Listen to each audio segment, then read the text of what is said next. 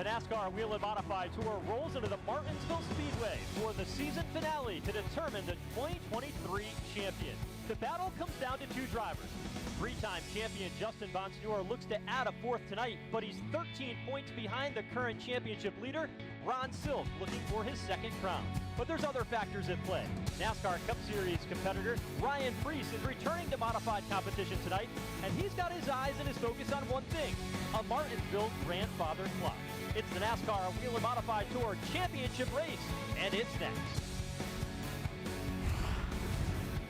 Hello everyone and welcome inside the Martinsville Speedway. I'm Joe Koss here for the final race of the NASCAR Whelen Modified Tour season, which started in February at the new Smyrna Speedway. Comes down to this one race tonight here in Martinsville. A track steeped in modified history for an epic title fight that's set to play out with a 36-car modified field. All eyes are on the NASCAR Whelen Modified Tour field tonight.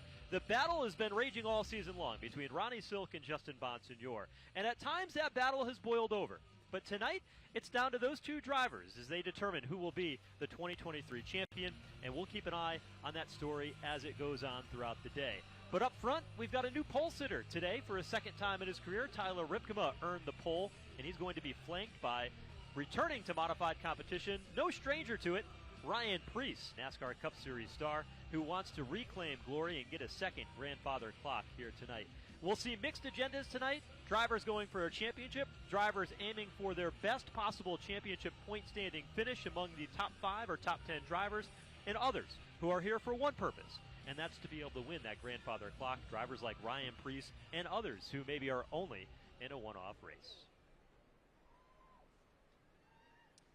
Ladies and gentlemen, at this time, we ask that you please rise and remove your hats as the Rappahannock Raiders Junior ROTC presents our nation's colors.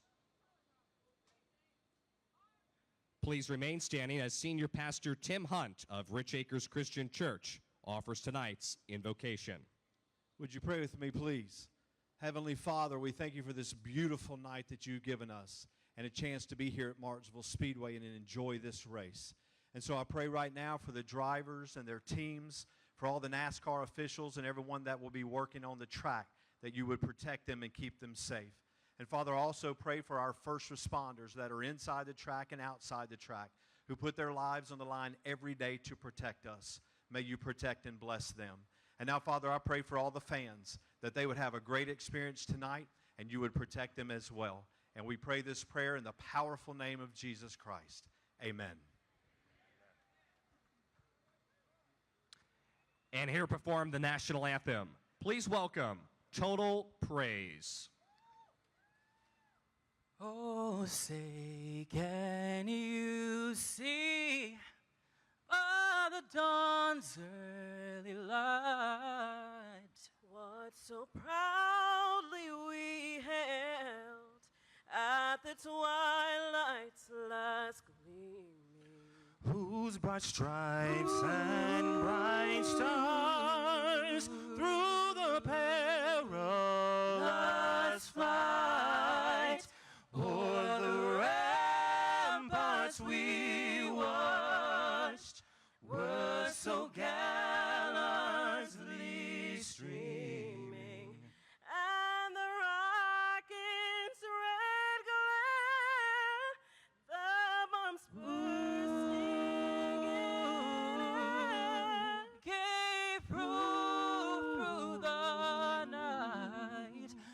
our flag was still there. Oh, say does that star-spangled banner yet wave o'er the land of the free and home of the brave.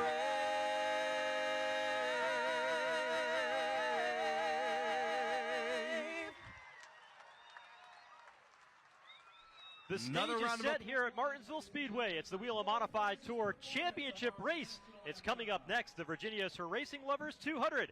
Stick with us. We'll fire the engines when we return to Martinsville.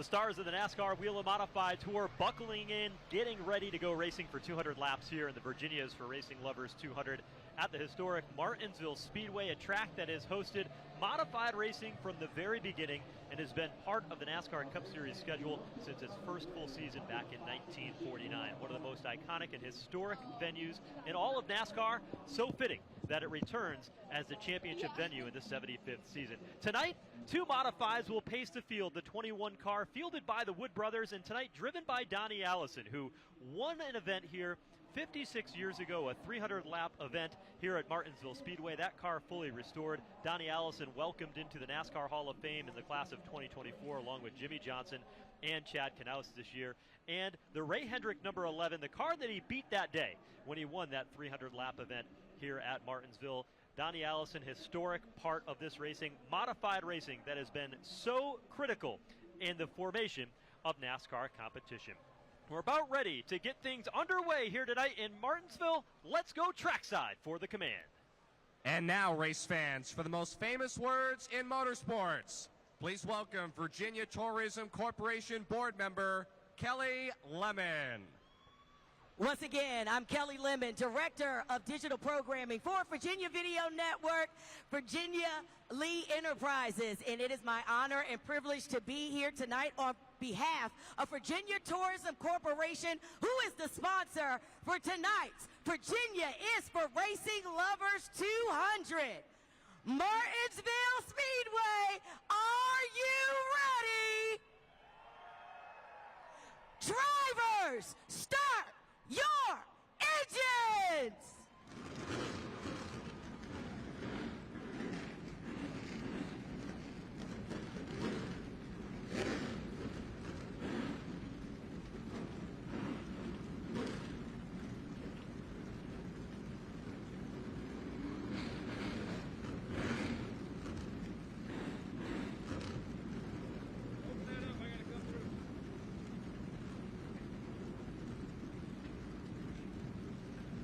We've talked about the championship battle all season long. There's been two drivers that have been in the thick of it, and it has boiled over at times, and they are the 16 car of Ronnie Silk, who is the championship point leader, and the 51 of Justin Bonsignore. These two have gone at it, each with 5 wins the pair this year. Each have been at the cusp of running away with the championship battle, but sometimes misfortune has kept it close. Tonight they come in just 13 points different between the two of them. Ronnie Silk leading the standings right now. The story of the night for him is finish 8 or better, and he'll be the 2023 Whelen Modified Tour champion. It would be his second overall. But the challenge for Ronnie Silk tonight is that it has been a while since he did that here at Martinsville. You go back to 2009 was the only time at Martinsville. Now, we didn't race every race since 2009 as part of the series circuit, but in 7 starts, his best finish here is 4th. He's only been able to accomplish that top 8 finish one time in all the races here in his Modified Series career. So does that open up the opportunity? Well, Phil Moran, the crew chief there with the back to the camera and the number 16 on the back of his shirt, he's the man that calls the shots as part of this Ronnie Silk team. This too have worked very, very well together. There's a deep sense of trust and comfort that Ronnie Silk has in decision making, and the calm approach that Phil Moran has atop the pit box in calling the shots for this 16 team. So as part of the action here tonight, that's going to be a story that we'll watch unfold. And Phil Moran started coming here as a kid back in 1975, early on in his racing career. That's the story of Ronnie Silk. But what about the story of the 51 car of Justin Bonsignore? Bonsignore's had a great season, but he's had a couple of mulligans along the way. First, at Oswego Speedway, where he crashed into the back of a lap car running inside the top 5. It set him back. And then last time out at Thompson Speedway, on the front row in a late race restart, he had problems, missed his shift, and that put him behind the 8 ball. But Bonsignore is one of the best when it comes to being good under pressure and racing aggressively. Let's take a look back at what happened last time out that set up this championship battle at Thompson Speedway Motorsports Park. Late race restart, Ronnie Silk on the outside lane, Justin Bonsignore to the bottom. He came up through the gears, but he missed a shift. He went all the way back to the 18th position, was able to rally back and finish inside the top 15. But while all that was happening, Ronnie Silk went on to get his 5th victory of the season. And the team at that point in time knew how important it would be in the championship chase and how it would play out coming into tonight's race at Martinsville. Those are where the drivers stack up. They'll start a little bit deeper inside the top 10. Let's take a look at the starting lineup for tonight's Virginia is for Racing Lovers 200 at Martinsville Speedway. Starting on the pole tonight, his second career pole, it's Tyler Ripkema, his first of the season here in 2023. Along him on the front side of the front row, it's going to be Ryan Preece. He returns to the modified action for the first time since last year. He won his first Whelen Modified Tour race here and already has a grandfather clock at home. Patrick Emerling, he'll start third tonight. Modified turned NASCAR Xfinity Series driver. He could be a factor tonight. And the 2021 winner here at Martinsville, Eric Goodale, he'll start. Matt Hirschman, straight off his victory recently at North Wilkesboro Speedway. He'll start 5th tonight alongside Justin Bonsignore, 3-time champion and title contender we spoke of. Will start in 6th. 2-time winner this season, Austin Beers. He'll start 7th. And point leader, Ron Silk, rolls off from 8th. Starting 9th tonight, the 2012 Martinsville Spring Cup Series winner. That's Ryan Newman in the 39, and Craig Lutz driving for car owner Danny Watts as he retires at the end of tonight's race in the 10th position. Take a look outside the top 10. Dylan Slepian, Riverhead Raceway regular. He'll return to the competition, rolls off 13th. Langley winner and the 4th man in the championship standings, Kyle Bonsignore, starts 14th. Bobby Labonte, NASCAR Hall of Famer, starts 17th here tonight. And Brandon Ward will roll off 19th in the 04 machine. He's the Bowman Ray Stadium champion here this year. Anthony Bello in the 21 car. He'll start 21st tonight. Max McLaughlin starts 24th. Eric Byrne, he's back. He's teamed up with Tim Lapine, last year's championship winning team. The 79 car will start 26th. Burt Myers will start deep tonight. He'll start 32nd. And rounding out our 36 car field will be John Michael Chanette and Chris Hatton. Let's take a look at the race analysis. 200 laps tonight in the Virginia's for Racing Lovers 200. A beautiful day here in Martinsville. 65 degrees under clear skies.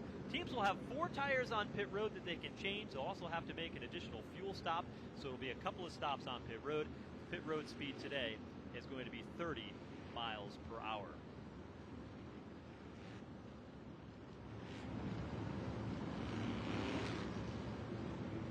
stage tonight, set for what should be a tremendous event here at Martinsville Speedway. Here to wave the green flag for tonight's Virginia's for Racing Lovers 200, Brandon Brown, who is the incoming general manager for South Boston Speedway, as he gets ready to turn these drivers loose for the 18th and final race of the season.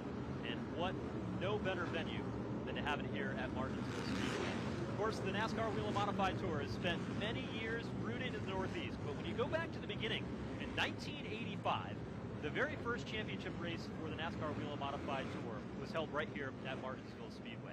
And a tradition that continues here tonight, a full 36-car field ready to take on the paperclip.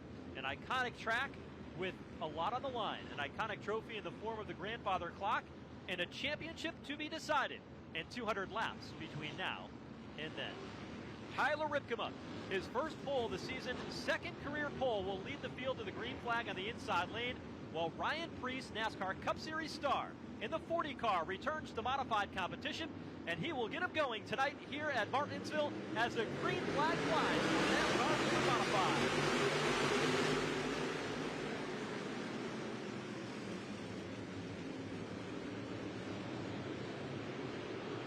Caution flag is out on the opening circuit as 4 cars have come together off the end of the front straightaway. Ken Hagee is involved, Andy Jankowiak in the number 59, Kyle Ebersole in the 5, and Jean-Michael Chenette in the 28 machine, all colliding at the entrance of turn 1 will bring us under a caution early on here tonight in the Virginia's for Racing Lovers 200 at Martinsville.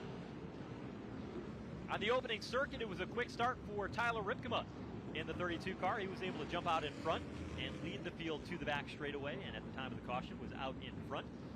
You see the damage on the right front of the 5 car of Kyle Ebersole, and his night does not even make a half a lap before he's got a pretty good amount of damage on that modified. Left front tire down as well on the 5 car for Ebersole. Ebersole is a driver who has run part-time this season, but he's been pretty quick every time he showed up and has had very good results. And it's a shame to see that this car is damaged to the point that it is here and just not even into turn 1 very deeply here along the front straightaway. Ebersole's an individual who, off the track, works at a chassis shop that builds the NASCAR Cup Series next-gen cars. And so he is very involved in NASCAR competition, originally from Pennsylvania, now lives down in the Charlotte, North Carolina area. But his day is certainly going to be very long if they can get that right front repaired and get that suspension put back together. We'll have to see how bad the damage is and whether or not Ebersole and his team can get this car back out on track. Over the course of the NASCAR Whelen Modified Tour schedule here this year, one of the things that has been a pretty common theme, especially when the series has run short tracks down in the south, just by the makeup of the asphalt in this part of the country. When you go to Richmond Raceway, we went to North Wilkesboro in September just a few weeks ago, and then even when we went to New Smyrna to start the season, was the abrasive nature of the racetrack. The asphalt here, with the sun that pounds on it all season long, tends to really create sharp points in the racing surface that wears these modified tires out. And we often talk a lot about the fall off in the tires early on, where you might lose 8, 9 tenths of a second, even a second a lap as the run goes on. Drivers and teams in practice earlier today said the fall off, the tire speed fall off, wasn't what they thought it would be. And a lot of that has to do with the way the corners are here in Martinsville. The concrete that make up turns 1 and 2 and turns 3 and 4 allows for a much less abrasive surface. So you might compare that to maybe a fine grit sandpaper versus a coarse grit sandpaper, and that allows these tires to last a little bit longer. What does that mean for the race tonight? It basically means that these drivers will have the opportunity to be much more aggressive throughout the race. You don't have to worry about babying the tires, but you do have to worry about this transition when you go from the concrete to the asphalt, because that little bump is an opportunity for that right rear tire to step out from underneath you, kick that car loose, and possibly use those tires up a little bit more. So there is a spot and a balance that these teams and drivers will have to find, but that concrete will certainly allow them to be a bit more aggressive than they might otherwise on a track down here with asphalt in the turns in the southern part of the state, what these drivers typically don't race on among the Northern Series. On pit road, Jean-Michael Chenette in the number 28 machine, making just a third start. Stop and go penalty for Jeanette. As he makes his way back out onto the racetrack and will rejoin at the tail end of the field. There's the Ebersol number 5, making his way back on the back of the record into the infield. Jean-Michael Jeanette came home 12th at Langley earlier this season. But how about Tyler Ripkema? This team decided to run full-time here this season in that 32. His father, Dean Ripkema, worked very closely together to be able to make this happen. They're in the drilling and lighting business up in Oswego, New York, which is not to be confused with Oswego, New York. It's about 2 hours to the east of where Watkins Glen International is. A beautiful country up there, and that team has put a tremendous amount of effort. Small team, and they have done a lot of this on their own. They have at points and times leaned on experienced crew chiefs like Jan Leedy to help them prepare their race cars, but this is really a family operation that has stepped into the big dogs of the NASCAR Whelen Modified Tour, and he has had good runs this year, but he hasn't necessarily been able to crack into that top 5 and get those finishes. Oftentimes mechanical problems or getting caught up in incidents on the racetrack has pulled that away, but this team has been digging hard, and for them to get their second pole here tonight and show the speed that they had early on, I think shows a lot of strength for that team. And we heard earlier that they put the adjustment in for qualifying and felt that they would have the tools at hand to be able to back those quick 2-lap run speed adjustments out of the race car and be good for a longer run here this evening. Field is given the 1-to-go signal as they come across the line here at Martinsville. We're going to look at the restart zone when they come through this time. It'll mirror what they use for the NASCAR National Series, this race on the eve of setting the championship for the NASCAR Cup Series before they make their way out to the Phoenix Raceway to settle the 2023 crown in all 3 of the NASCAR National Series. And so they'll use the same Geico restart zone here along the front straightaway that the NASCAR National Series will use throughout the rest of the weekend when we are ready to turn them loose. So 6 laps in, they'll see the green flag with 7 laps complete as Tyler Ripkema will challenge once again alongside Ryan Preece on the outside lane to get us back underway here in the Whelen Modified Tour season finale. The green flag is back out for the restart. Tyler Ripkema off and running as they stack up a little bit deeper in the field. The 2 leaders race side by side to turn 1.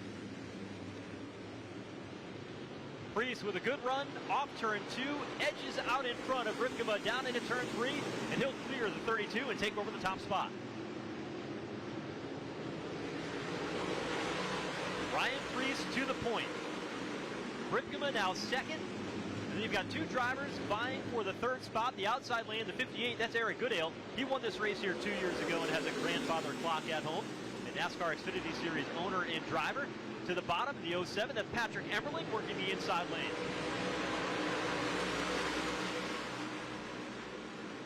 Emmerling trying to slide up just enough and clear Eric Goodale, and he does. He takes over 3rd as Goodale now has to fight and try to fend off Matt Hirschman in the 60 car, who's had another outstanding season in modified competition, winning so many different races, even battling back from the injury and the broken wrist that he had earlier in this season.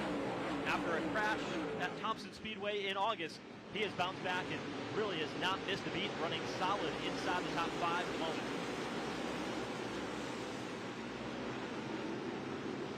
Well, Preece out in front, your championship contenders haven't shown a lot of movement right now. Justin Bonstewart runs 6th. Ronnie Silk runs 8th. Exactly where they started here this evening. They settle in down the back straightaway. A little bit deeper in the field. Kyle Bonstewart, the 22 car, battling with the 19 car of Anthony Sesson. That was a battle for the 11th spot, just outside the top 10.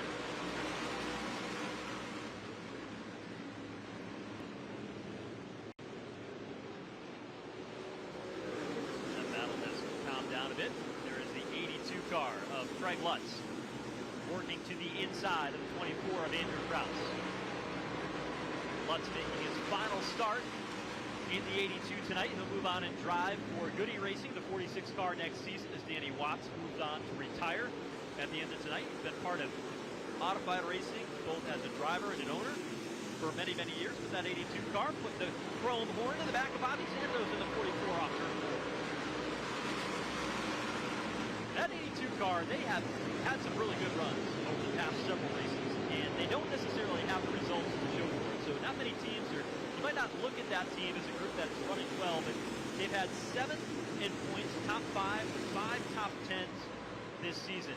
And they've only finished outside the top 10 if it wasn't for mechanical issues since the August race at Thompson. And you can see Craig Lutz knows that he's got great race cars underneath him, and he wants a car that can push forward and drive to the front, and he's not going to allow Bobby Santos to stand in his way. He used the chrome horn a couple of times, rooted him up out of the way, and Craig Lutz will pick up another spot that moves him into 14th. It's still a long way to go to try to track down the top 10 to race leader Ryan Preece, but Craig Lutz in the 82, the 24 right behind him, Andrew Krause, who in a part-time season has been very strong as well. Now Bobby Labonte in the 70 York tonight, putting his name in the hat. He goes underneath Santos. Santos going backwards, losing 3 positions in the time of 2 laps. See the 72, 77 of Max McLaughlin sliding that car off turn 2. Car looks a little bit loose here in the early stages. Surprised to see Max McLaughlin qualify as deep as he did today. He was very optimistic about that car. He's had good runs here in the past. As a matter of fact, was leading and ran out of gas at one point.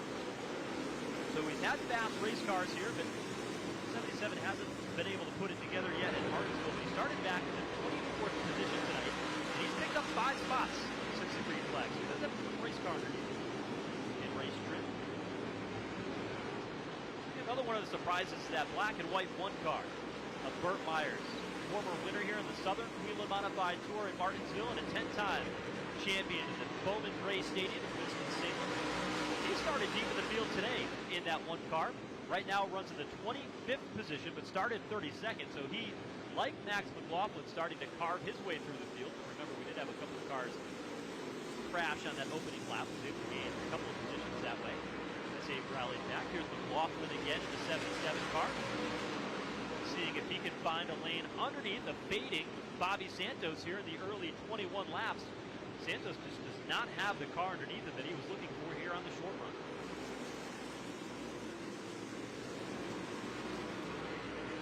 You can see that 77 car, although deep, running 19th, has a car that rotates through the center of the corner. Much better than many of the cars around him. Look at him just cut underneath the 44 of Santos off turn 2, but just did not have the speed to be able to put a wheel to the bottom. It'll be curious to see how loose that 77 car is early in the run, of how loose it'll be late in the run. Typically with modified race cars, they tend to start tight and get loose. Now, if you're running a stock car, maybe a Cup Series car or National Series car here at Martinsville, it might go the other way. You might start them off a little bit loose, expecting that the cars will get tight. Modified racing here at Martinsville is going to be a little bit different, as McLaughlin was able to complete the pass. Of course, a lot of history there for McLaughlin in the 77. His dad won a race here in modified racing. Mike McLaughlin, Magic Shoes, in 1988. He loved to do what his dad did earlier in his career.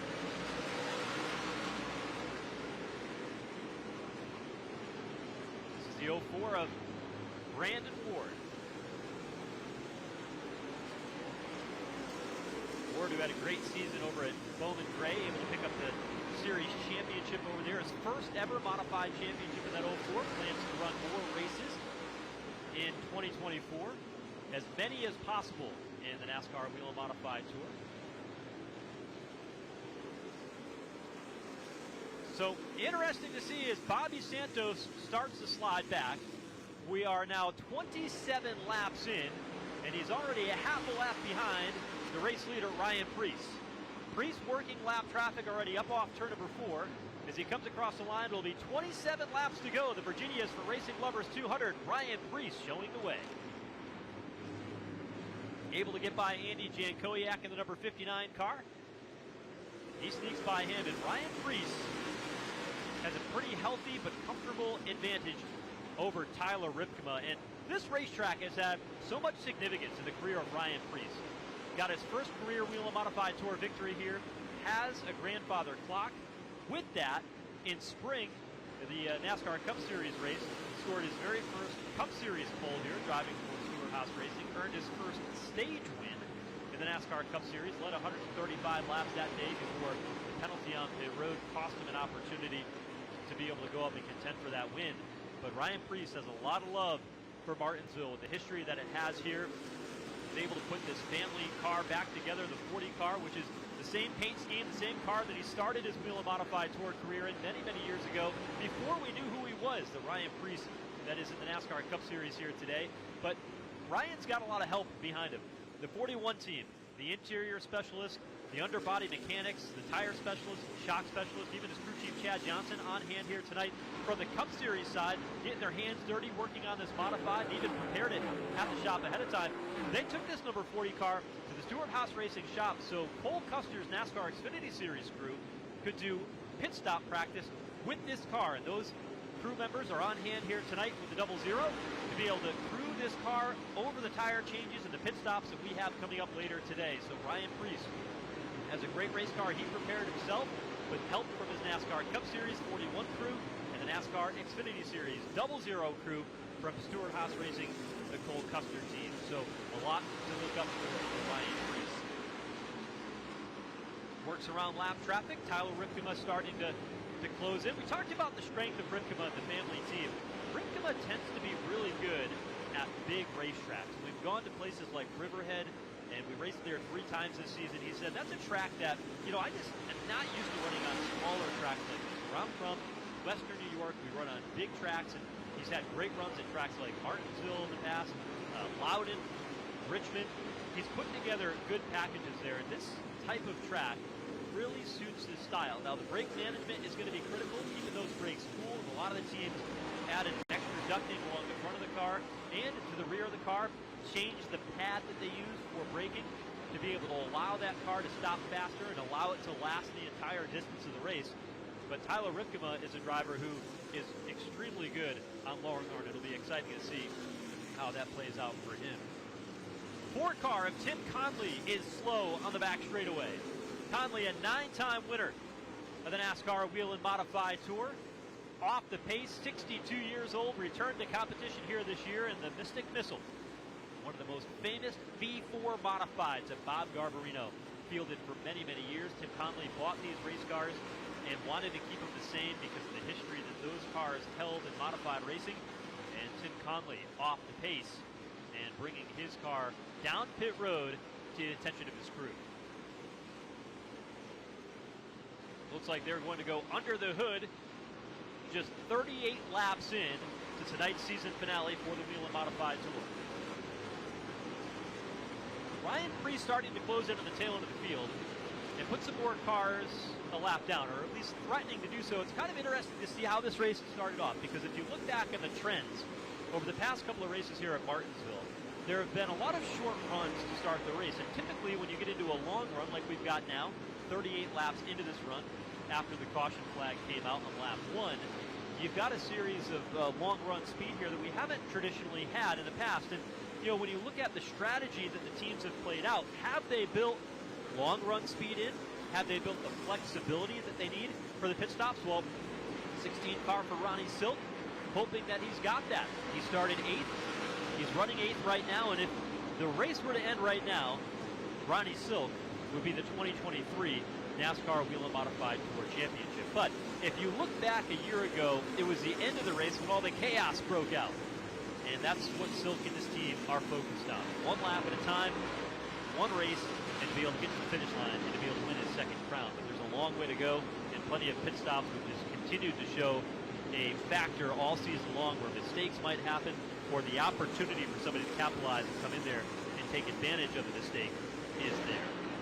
Justin Bonsignor, the 51 car, riding 6th right now. He's had a couple of top 5 finishes here at Martinsville, even though he had mechanical problems last year at the end of the race. He came in saying, I'm very, very confident. And he said, I know I made the mistake at Oswego, driving into the back of Gary McDonald. I know I made this mistake at Thompson. I can't do that. I've got to be perfect, and I've got to be aggressive. And you look at Justin Bonsignor and his style. When he's aggressive, he's good. When the chips are down, he comes back and wins, and that's what he did after he crashed at Oswego, came right back, dominated, and won at Monadnock. He's going to have to recover here again tonight at Martinsville, but he's also got to have a little bit of luck on his side. He can control his destiny with a win, but he can only control it to a point. He's got to hope that Ron Silk doesn't have the day that Ron Silk is having right now, riding in 8th. So we'll continue to monitor the Justin Bonsignore story and the championship battle. Ron Silk just that far apart, and right now the edge and the favor tipping towards the 16 of Ron Silk. Driver that's been third in the championship standings all season long, running directly ahead of Ronnie Silk in the 7th spot, has been Austin Beers in the 64 car, and he's won some big races this year. Got his first at Richmond Raceway earlier this season, really established as being a championship contender very early on, won many poles this year. I think far exceeded the expectation that he had for the season. 6 poles overall to go with his 2 wins, led a lot of laps, over 600 laps led for Austin Beers in this car. Very impressive run for them. I mentioned a moment ago about teams having different strategies that they can play in as the race goes on. This team took a very different approach to practice earlier today. They went out and they did long runs on old tires. They didn't put sticker tires on and get what they call a qualifying mock run during practice today. They practice on old tires to say, how is our car going to be on a long run if we get this situation right now where we go under the green flag for an extended period of time. But knowing the trends of the race that I spoke of earlier today, they also worked on setups that would provide them what they needed on a 10 to 15 lap run. And we'll have to see if that strategy and that preparation will play out.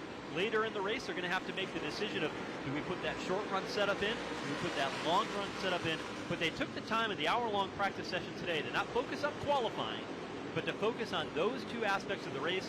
And then depending on the way the cards are dealt at the end of the event tonight, they can play whatever card it seems to make sense for that situation. We'll see if that preparation and practice earlier today pays off for Austin Beers and that 64 car with the strategy that they laid out here at Martinsville.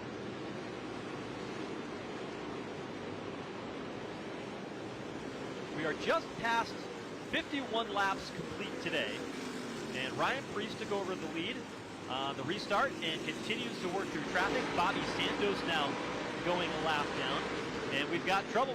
It's Dave Zapienza on the front straightaway, has gone around in the 36 car. That'll bring us under our second caution here tonight. 52 laps into the Virginia is for Racing Lovers 200 at Martinsville. Ryan Preece continues to show the way.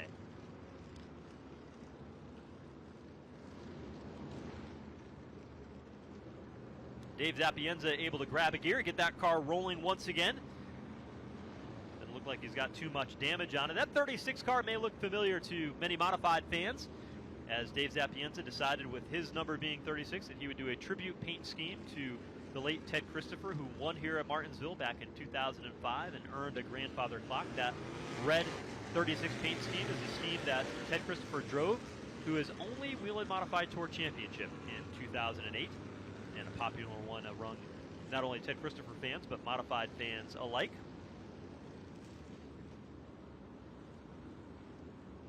So down on pit road, we should have some activity because there is a need to take fuel and tires in the race today. So 200 laps. Most of the cars in the field run the NASCAR spec engine, which burns fuel at a rate that would not get you to lap 200. Need to get about 30 laps in before you come down and get fuel here tonight. We have surpassed that with 54 going on 55 up on the scoreboard. Pit road is open. The cars will peel off. It'll be a 30-mile-per-hour pit road speed for everybody as they come down pit road, and Ryan Preece will lead the field down pit lane. And it'll be a quickie caution under NASCAR's layout, and that'll allow just about everybody to come down pit road and make their adjustments all at the same time. So Ryan Preece comes in, will lead the field down at the Martinsville Speedway. Curved pit road, both in turns 3 and 4 and turns 1 and 2 here at this racetrack. Preece hits his stall down in turn 1, and they're going to take the opportunity not to put fuel on, but they're going to put a right rear tire on the 40 car for Ryan Preece. Some other cars putting on tires, and it includes a 51 of Justin Bonsignore, but the 16 car of Ronnie Silk, they're going to go with a fuel stop. It looks like the 07 Patrick Emmerling. He's going to be the first car off of pit road, followed by Eric Goodale. Ryan Preece will go back to third. Tyler Ripkema, Kyle Bonsignore, Justin Bonsignore will pick up a couple of spots on the exit of pit road over Ron Silk with some various strategies among those two. So it's going to be interesting to see how it plays out because the strategies now look a bit different. However, cars will come back down pit road to get the other half of service. So if you took fuel the first time, you're going to go ahead and put a tire on. If you put a tire on, you're going to go ahead and put fuel in it. You're not allowed to take fuel and tires on the same stop. That's why you see the cars come right off the racetrack and right back down pit road, as they've got the feeling that there might be a lot of green flag racing here tonight in Martinsville, and they've got to take advantage of the opportunity. So here's Priest on pit road, packing this car full of fuel. Again, the Cole Custer NASCAR Xfinity Series crew doing the work here today. And Priest makes contact with Austin Beers as he exits pit lane. So Priest trying to get out of his pit stall. Austin Beers was coming in, and they made slight contact on the exit of pit lane. That'll shake the order up quite a bit.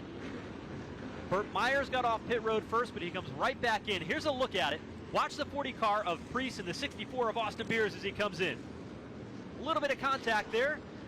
Priest able to get around. Justin Bonsignor through all of that was able to get by Ryan Priest and jump out in front. So Priest now is going to be a little bit deeper in traffic. We'll take a look at the lineup once they cycle back around and see where everybody shakes out after 2 consecutive pit stops here at Martinsville. But Priest, a little bit of contact, and that's not going to hurt him too bad as it hit the front bumper of that car without too much damage. It's not going to hurt Austin Beers very much at all as well.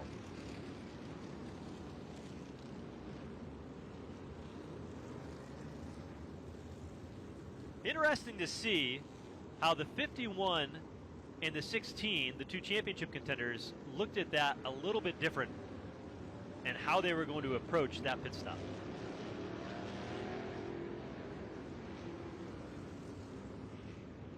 Each took a varying strategy. The 51 of Bonsignor took tires first and then came down for fuel the second time. Silken team took their fuel first and took tires later, and the advantage went to Justin Bonsignor. He gained at least 1 spot on pit road. Actually 2 spots on pit road from where he was ahead of Justin Bonsignor, ahead of Ron Silk before. And so that'll help him a little bit. Ron Silk is now going to be a little bit deeper in traffic. He's running in 12th right now. And remember, we talked about him needing to finish inside the top 8 tonight. Still very early on in this race, but Justin Bonsignor only a couple of cars ahead. So still the championship battle, if you're scoring that, favors Ronnie Silk for the moment. But here's one of the things to think about. Ronnie Silk now is going to be restarting, mid-pack, and he's going to restart on the outside lane. And we saw what happened on the opening lap down into turn 1. When you get in the mid-pack, restarts coming here. Everybody's got fresh tires. They've got adjustments on their race car. We know how important restarts are, especially here at Martinsville, to be able to dive down into turn 1 and try to pick up a couple of spots. Ron Silk is going to have to be careful here, and Justin Bonsignor as well. He'll start in 8th, just a few rows ahead. They're going to have to be careful here, starting on the outside lane. 1, not to get Freight Train to go backwards.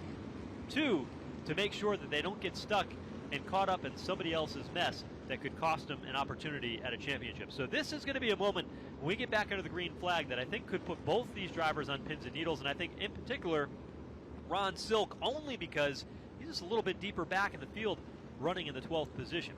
It'll be interesting to see how it plays out. The 21 car, Anthony Bello, was the free pass. They'll let him go back and rejoin at the tail end of the field as the field gets the 1-to-go signal at the start-finish line here at Martinsville.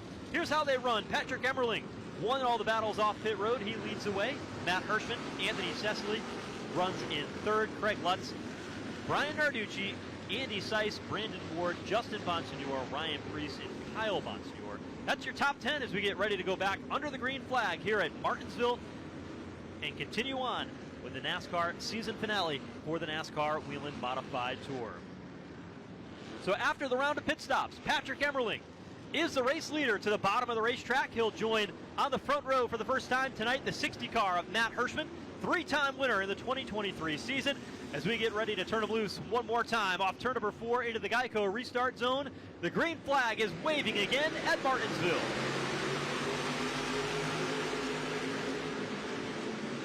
A clean restart deeper in the pack for our championship contenders as the battle is on for the race lead.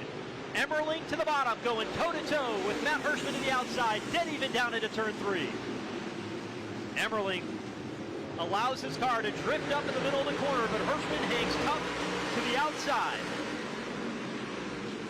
Emmerling with the advantage. He's a new leader. Hirschman back to second. Now a battle for third. Craig Lutz in the 82. Andy Seist, two-time champion of the Southern Whelen Modified Tour, works the outside lane, and he's bringing Justin Bonsignor right along with him. Bonsignor had a great start in the outside lane, but contact is made. Lutz into the side of Bonsignor. Bonsignor goes sideways. In the meantime, the 16 car of Ronnie Silk was going backwards, and then chaos behind them. Austin Beers is in it. Eric Burnt in the 79. Zapienza again. Dylan Slepian and Burt Myers all involved, but two cars with heavy damage. And that's Austin Beers in the 64. Left front pointed skyward on that machine, and the Eric Burnt number 79. Both tires pointing the same direction on his car. So a tough day and a tough 3 races for Eric Burnt in the 79 team, because they had what they thought was going to be an outstanding day today, and a new combination for them as he stepped into this car for the first time tonight. And then Austin Beers, for a driver who had such a fantastic and a breakout season, this is going to be a very disappointing end to their 2023 campaign for Austin Beers. So the third caution of the night is out here in Martinsville. Out in front, Patrick Emmerling leads the way, while Austin Beers and Eric Burnt sit paused between turns 1 and 2.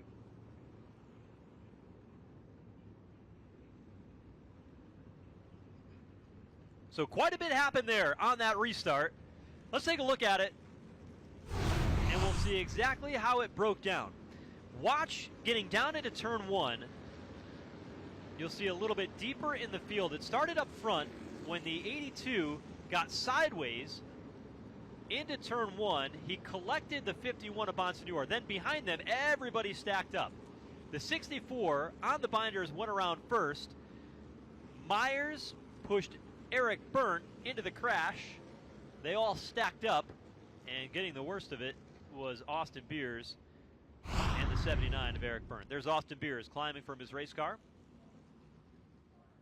Just before the restart, I had mentioned around the concern and the challenge that drivers like Ronnie Silk might have being back in the pack. And we'll get another look at that replay, but you can see the 16 car was not that far away from getting collected off the front bumper by the 64 car of Austin Beers. So Silk is the 16 car, a little bit deeper in the pack. We already highlighted the contact between the 82 of Lutz and the 51 of Bonsignor as those cars walked up the racetrack. Lutz's car, well, maybe a little bit of help getting in there by Cecily into the turn. And Bonsignor did a nice job at keeping that car pointing in the right direction. But right in the middle of your screen, the silver 16 is Ronnie Silk. Now he gets jacked up by the 32 of Ripkema, and that's what started the accordion effect for Austin Beers. But there was contact to the back bumper of Ron Silk, and you can see a bit of caution for Silk when he saw the car scattering directly in front, that he had to be able to make an adjustment, and he rolled out of the throttle. There was 4 or 5 car lengths in front of him, and as the field ahead of him was starting to stack up and gather things up from Justin Bonsignor's slide, that stacked up the rest of the field and had the crash behind him. But Silk trying to take a bit of a conservative approach, and I think you get a little bit of an insight into his mindset as a result. You know, Silk has been really pretty aggressive all season long, but, you know, he's racing one car tonight to win the championship, and that's Justin Bonsignor in the 51 car. Now, the red flag has been displayed. Justin Bonsignor runs 4th on the racetrack. Ron Silk runs 12th on the racetrack. 8 points between those two race cars as they stand right now. And when you look at the championship standings, it would still go to Ronnie Silk at the moment. So we'll keep an eye on how it plays out, but certainly things changing rapidly here at Martinsville. The Virginia is for Racing Lovers 200 is 65 laps in. We're under the red flag in Martinsville.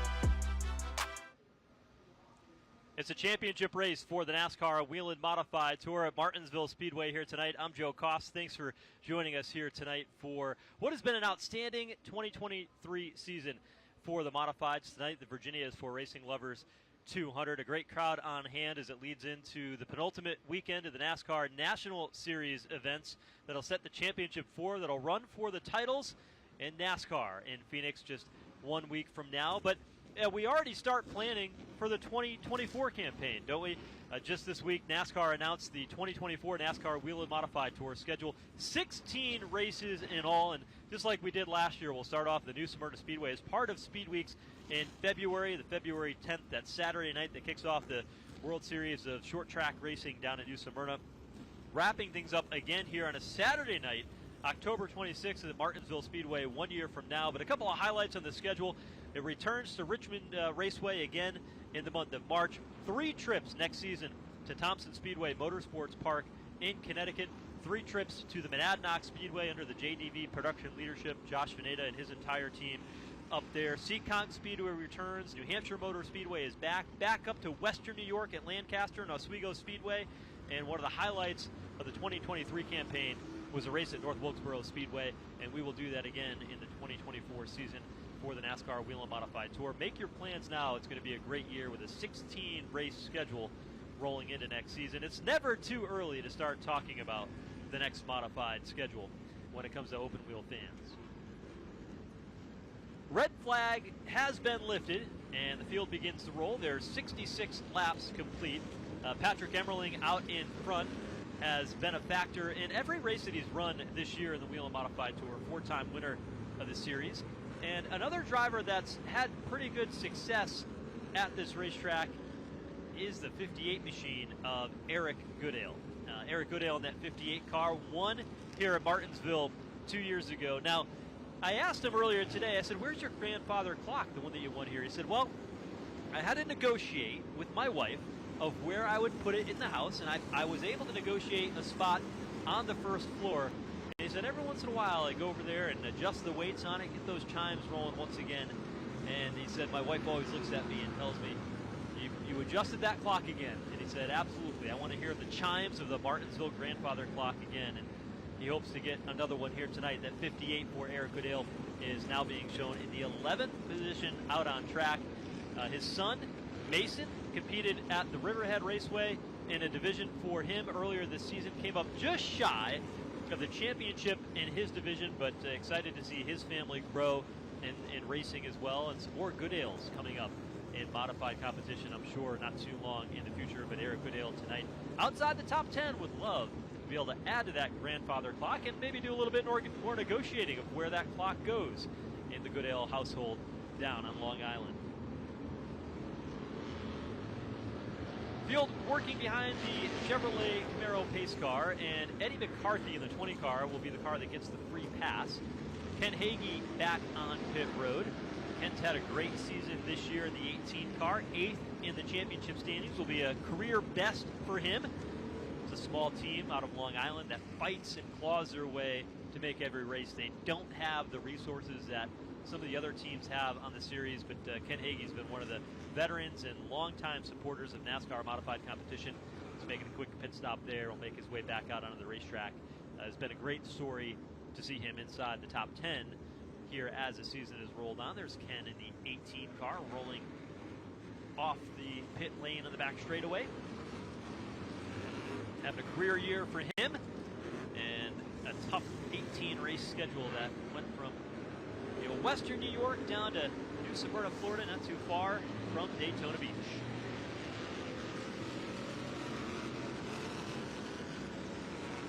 Field is on the back straightaway. They've been given the 1 to go signal, and we'll see the green flag with 130 laps to go for when they get back under the green flag. But they're going to have to wave the green flag restart off because they've got some of the safety vehicles that were cleaning up in turns 1 and 2 still parked to the outside of turn 2.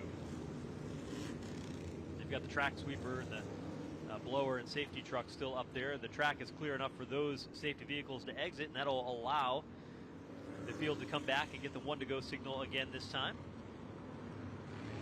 Patrick Emmerling out in front.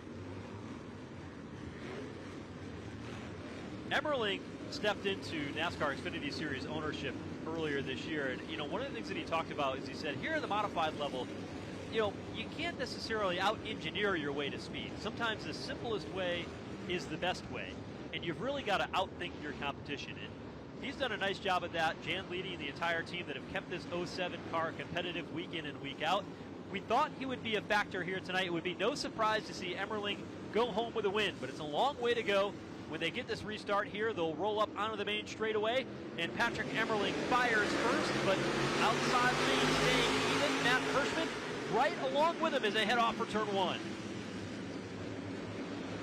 Hirschman's car walks up the racetrack just a little bit. That allows Emmerling to dive to the bottom. Bonsignor quickly moving to the bottom of the fourth spot. And here comes Andy Seiss rolling in, trying to challenge for second. Emmerling away with the lead, the top three single file. Seiss, the bumper tag, pushing Matt Hirschman. Oh, trouble on the back straightaway, and Ronnie Silk is in it. Silk goes around midway down the back straightaway as the 22 car has gone airborne over the front of the three of Brian Narducci. Ronnie Silk, I don't think, has any damage. He did a 360-degree spin of the back straightaway and was able to continue on, but that team breathing a sigh of relief. And I think the one thing that might have worked to the benefit of Ron Silk is that the back straightaway just about closed up completely. Now, he was able to get that car rolling once again. We'll see what it looks like when scoring comes back. Narducci in the 3 car, making his first start here at Martinsville, trying to snake his way through the safety vehicles in the back straightaway. That car, I don't know how it's rolling again. You see the 22 car of Kyle Bonsignor. That is the second year in a row that 22 car has gone airborne to the back straightaway here at Martinsville. And he's gotten that car off the ground multiple times this season. It's been hard to keep a parachute and gravity working to the advantage of that car this year. All right, watch what happens. See the 3 and the 22 to the left of your frame. This is when it all breaks out. Bonsignor gets into the outside wall, and below him, the 3 car came across the racetrack, and all of a sudden, pogo sticking over the front nose of the 3 car of Brian Narducci. And in the middle of it was Ron Silk. Really odd what happened here. So the 22 got into the wall first, and then almost in a separate incident, the 3 gets turned into the 22, and then with those wheels making contact, all of a sudden, he just climbs right over the top, almost as if the throttle was still down in the 22 after the initial hit for Kyle Bonsignor. And in the middle of that, the 16 car went spinning. There you see everybody else stacked up. Another look at it. Narducci just lost it. Coming off turn 2 and right into the lap of the 22 of Kyle Bonsignor, who had absolutely nowhere to go. And Ron Silk will dodge a bullet. And I bet his heart rate is a lot higher than it was when they threw the green flag. And again, he went around, but there was no contact for the 16 car. And that team breathing a sigh of relief after they narrowly averted danger on that one.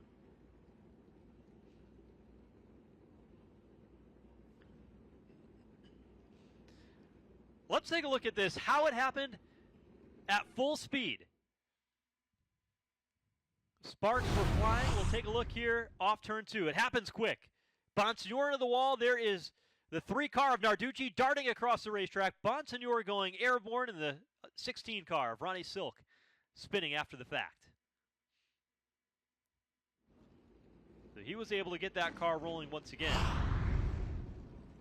But what a moment for the 16 car of Ronnie Silk. You know, Silk, it's interesting to see how he has changed as the season goes on. One of the things that I think has helped Ronnie Silk this season is that he has won at racetracks that eluded him in the past. 4 times this season, Ronnie Silk has won at tracks for the very first time. And that's pretty interesting. Today, his 250th career start. He's had a lot of laps led, but getting that win at Riverhead, getting that win at New Smyrna to start the season off with a ton of momentum, he said, really propelled us to success. And that team this year has gelled quite a bit. And a lot of it has to do with with Ronnie Silk. He will go to the shop, not far from where he lives in Norwalk, the shop in Newtown, Connecticut, where Phil Moran and that team prepare these race cars week in and week out. Ronnie Silk, after the races, goes on the cars, he cleans them, he works with the team, and what they have told me is that extra time in the shop of Ronnie going there and saying, I know that my car is prepared. When he walked into the shop to see this championship car, everything was done. It was clean, pristine, and ready to go racing because they knew that they had to be prepared for Martinsville. That Hayde Yanone team, Tyler Hayde, Joe Yanone, the race team that sits right there, trying to put together a championship bid in this 2023 season, and they have been stellar. They have been up for the fight all year long. How they respond to moments like this will certainly define their championship season, but so far they were able to get through unscathed. We'll see how they will stack up once NASCAR is complete with the lineup after that caution and all the stoppage along the back straightaway. Meanwhile, down on pit road, former winner here at Martinsville, the damage on the 58 car of Eric Goodale, he was involved as well. Left front tire is off. They got a new left front tire going on and plenty of damage on that race car. So they'll send Eric Goodale back out onto the racetrack. So his ability to win a second grandfather clock going to be a little bit more challenging here tonight as he's involved with this incident, and we'll be starting toward the back when we get back under the green flag.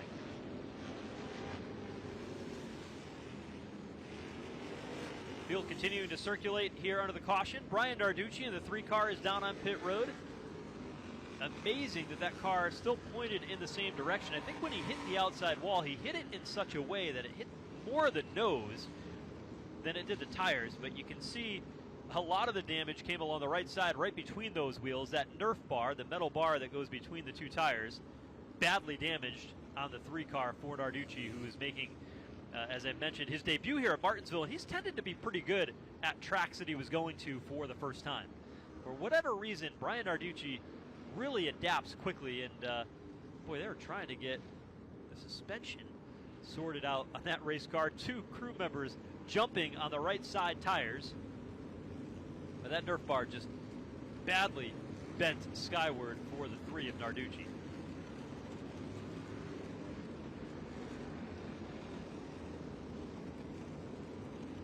Putting some of those Mayhew Tools Dominator pry bars to work there down on pit road, the pole sponsor for the NASCAR Whelen Modified Tour this season, trying to get that bar bent right in the correct direction. Darducci will make his way back out onto the racetrack in turn 2.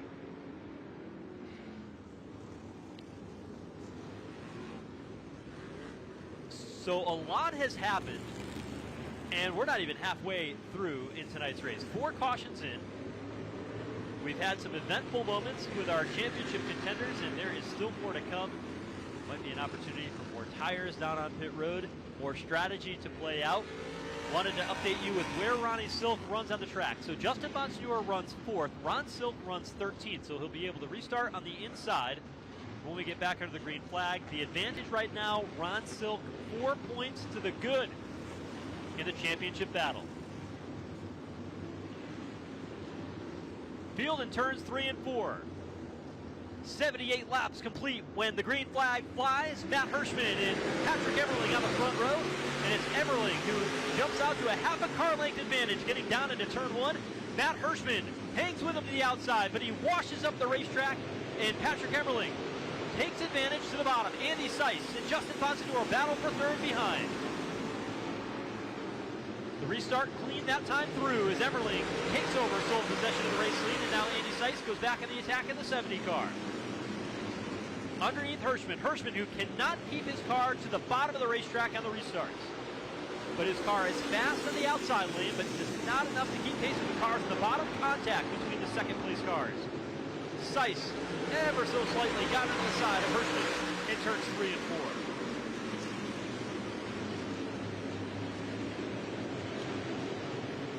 Seiss continue to work the bottom. Justin Bonsignore dancing between the bottom and the outside lane, trying to decide where he wants to put that 51 car. Brandon Ward out of lane, goes way wide in turns 3 and 4, loses a handful of spots. He was inside the top 10. And how about the early race leader, Ryan Preece? Remember, he had a little bit of a jingle on pit road, backpedaled, And he had to make up for that, and now he's working the outside lane of the 40 car, going to the high side of Tyler Rifkiler in the 32. Priest said, if I can't make the bottom work, I'll make the top work. Remember, when he grew up racing modified racing, it was at tracks like Stafford Speedway. And Stafford Speedway has got a track where the bottom is preferred, but if you can make the outside lane work, you're going to be fast. And Priest has that in his background of modified racing. And here in Martinsville, it's the same way tonight. If the bottom lane is choked up, go to the top side. And Priest is trying to do that as he challenges now on the 51 of Bonsignor. This time he'll look low in turn 3. Bonsignor goes up the racetrack. That opens up the door for the 32 of Rifkiler. Bonsignor quickly slamming the door on Anthony Cecily, the 19. Did not want to get hung out in the outside lane and get free train. Aggressive move by Justin Bonsignor to block the advance of the 19 car. You can feel the intensity and the speed starting to ratchet up. Everybody's got their adjustments. We've had a couple of cautions to calm things down, to think about it.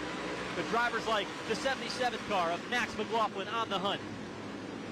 For Ronnie Silk, the 16 car back in 13th, still to the good in the championship battle, as Bonsignor has lost a couple of spots, and he rides in 13th. Not where Silk wants to be. I'll come back to what I said earlier. Only one time has Ron Silk finished 8th or better, where he needs to finish tonight in his 7 starts here at Martinsville. This racetrack has not been all that kind to him, but he's won 4 times at tracks for the first time this year, so he's got a couple of things that could work in his favor. Priest at 3rd.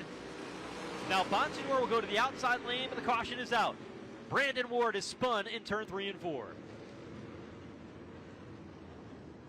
So with 87 laps complete, our 5th caution of the night, Brandon Ward gets that car rolling once again, as out in front, Patrick Emmerling shows the way in the Virginia's for Racing Lovers 200 at Martinsville Speedway.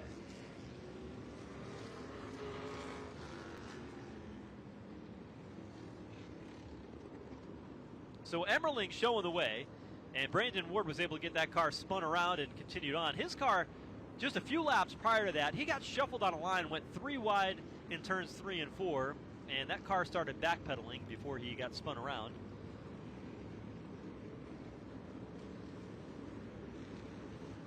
It was able to continue on and did not lose too much time. Lost some track position, but should stay on the lead lap. Right now being shown back in the 19th position based on timing and scoring. So Emmerling, Hirschman, 1-2. Ryan Priest restarted in the 9th position after that round of pit stops. Has now moved into the 3rd spot on track. And the 02 car of Joey Coulter advances to the front row. And he'll be the free pass, get his lap back here. When we get back under the green flag, we get the 1 to go signal for the 02 car.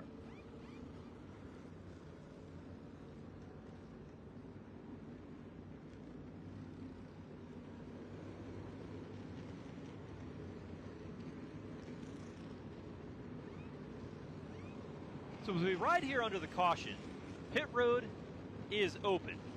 Let's see if we get any takers here on this. It may be an opportunity for drivers and teams that are toward the back of the field, but how about the front of the field?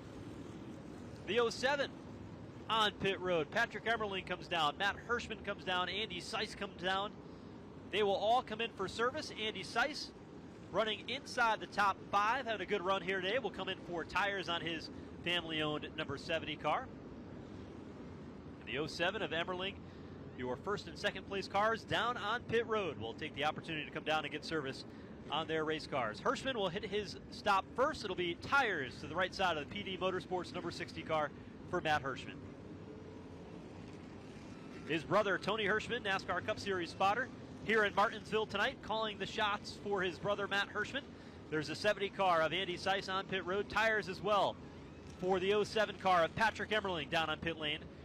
All these drivers are going to lose a lot of track position after being out in front, but they are taking their tires now with 110 laps to go and hoping that that track position pays off at the end of this race. Emmerling will win the race off pit road. Hirschman will lose a couple of spots, as it's Emmerling in the 44 of Santos out first, then goes Hirschman. J.B. Fortin, he's a lap down. and then Andy Seiss came off pit lane. Seiss actually slow on his stop and will lose a lap on pit road as this car still on pit road while the pace car passed. So a tough break for Andy Seiss, who was out in front inside the top 5, decided to pit at this point in the race, but under caution will lose a lap on pit road and has to stop just before he re-enters the racetrack here in turn 2. So a tough break for Andy Seiss. Let's take another look and see if we can figure out exactly what happened to Andy Seiss. He's on pit road.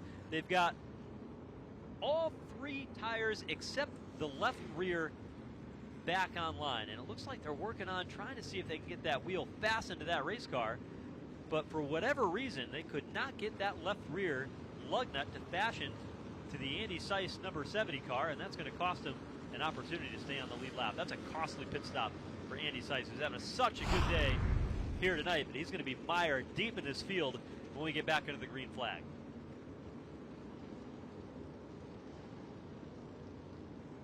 Two-time Southern Whelen Modified Tour champion before the 2 series were unified under one banner under today's current NASCAR Whelen Modified Tour. So Andy Seiss, a tremendous amount of success, but tonight he's going to have his work cut out for him here as we get a little bit closer to halfway.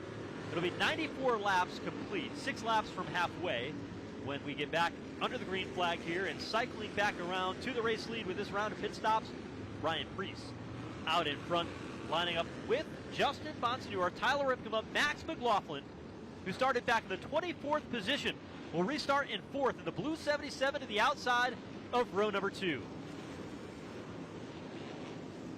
So Ryan Preece back out in front here in Martinsville, the NASCAR Whelen Modified Tour, the site of his very first career victory in this series. Will lead the field around to the green flag as we get back underway. Now 6 laps ago to the halfway point today as Preece takes sole possession of the race lead. Bonsignor settles into 2nd. McLaughlin trying to move into 3rd on the outside lane around Tyler Ripkema on the restart, and he gets it done.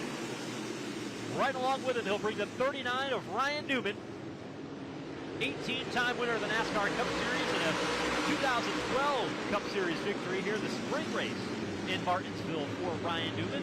Slides into the 5th spot, the farthest forward he has been all day long, but a little bit deeper in the field, the 7 New York. Bobby Labonte gets into the wall off turn 2. Similar to what we saw out of Kyle Bonsignor. Now contact with Craig Lutz on the bottom between he and Labonte. You look at the stout field of competitors here, right? 3 drivers with NASCAR Cup Series experience. You got a driver in Justin Bonsignor who has done so much in modified competition. He's going to be going down into the record books as one of the best of all time. Ron Silk going for 2 championships and the success that he has had. You've got a NASCAR Hall of Famer in the form of Bobby Labonte, an 18-time winner in the form of Ryan Newman, and a whole bunch of other drivers who want to earn a grandfather clock. And guys like Matt Hirschman in the 60 car, who is one of the best drivers in his time. And although he doesn't run full-time in the NASCAR Whelen Modified Tour, his trophy chest is very, very large. And he's got a garage full of hardware that he has won the most prestigious races in modified racing all over the Northeast and throughout the Eastern Seaboard. They call him Big Money Matt because he wins all the big races. And boy, tonight would be a night that he would love to be able to cash in and become victorious here at Martinsville. He's got those new tires. The 60 car of Matt Hirschman has rallied up to 13th, and he and Patrick Emmerling now 12th and 13th. Emmerling just ahead in the 12th position, trying to make up for lost ground, as is the 04 car of Brandon Wharton. Here's Andy Seiss in the 70 car. Remember, he went a lap down on pit road. He is the first car 1 lap down as Andy Seiss, running in 19th, and so he would be the beneficiary should the caution flag come out. So for that team, they want to see the caution flag come out quickly. The 70 for Andy Seiss. He's looking for a quick caution here that would get him back on the lead lap as he continues to show the strength of that 70 car as he bypasses cars to the outside and the inside, carving his way through the field.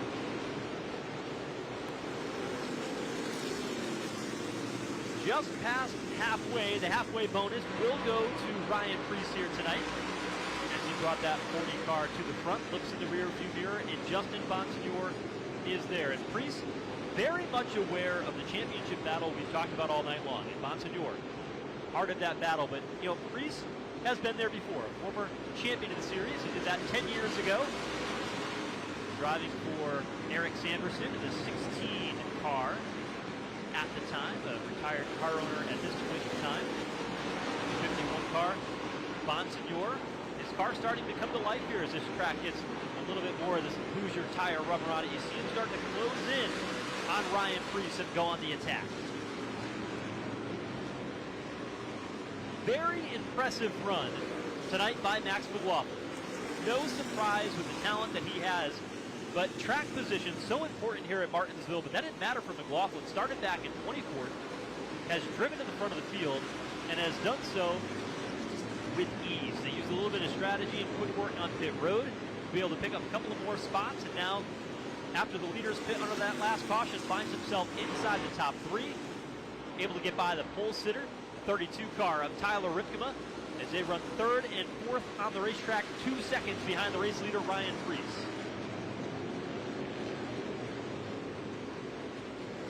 McLaughlin thought before the race that if he would have a car that was as good as they had the last couple of times they raced here at Martinsville, as long as they executed the race properly, that they would have a good night.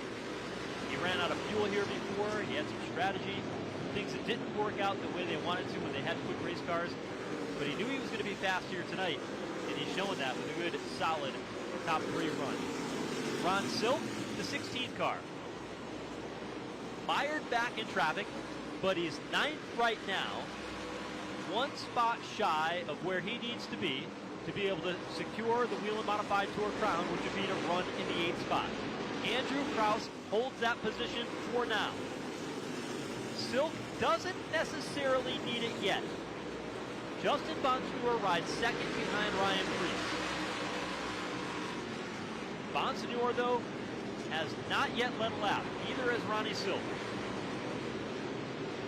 No bonus points for either team at the moment. And without that, where Bonsignor runs on track, Silk could be back as far as 14th and still have the championship wrapped up. So Silk's got plenty of breathing room. No real need to press the issue right now when he looks at the big picture of the championship chase. Caution flag is out. 111 laps in. The Virginia's for Racing Lovers 200, and it's for Dave Zapienza. The second time tonight he's got problems. This time he's got contact. He's over the curbing and the inside at Martinsville, and he made contact with an inside concrete barrier between turns 1 and 2, and Dave Zapienza's got that car rolling once again.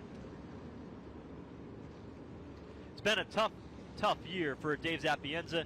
We highlighted the Ted Christopher paint scheme earlier today in the race, but that's another reason for that, and buying a new car is he has shifted chassis manufacturers. They used to run the LFR chassis. They've gone back to a Troyer chassis with this 36 car, just trying to improve of what have been a struggle over the last couple of years. This 2020 season was pretty strong, or 2021 season rather, was pretty strong for Dave Zapienza, but 2022, 2023 haven't played out the way he wanted it to. That's why they bought the new car, but boy, tonight, debuting this new car for Dave Zapienza has not gone as they drew it up back at the shop in Long Island. So a tough night for Dave Zapienza in this 36 TC tribute car. On pit road, the race leaders. We talked about the opportunity for that final pit stop.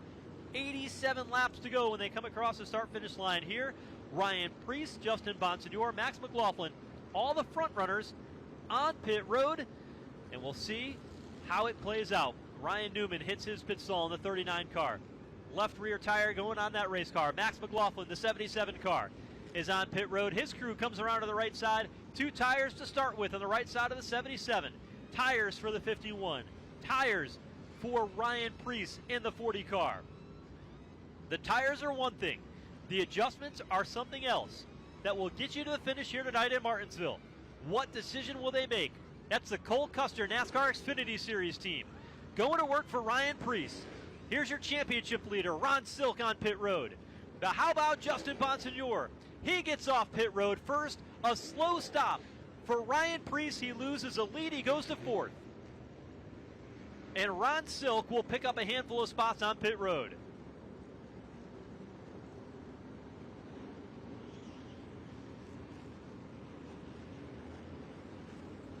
So Ron Silk will move up, I think, the 5th car off of pit road.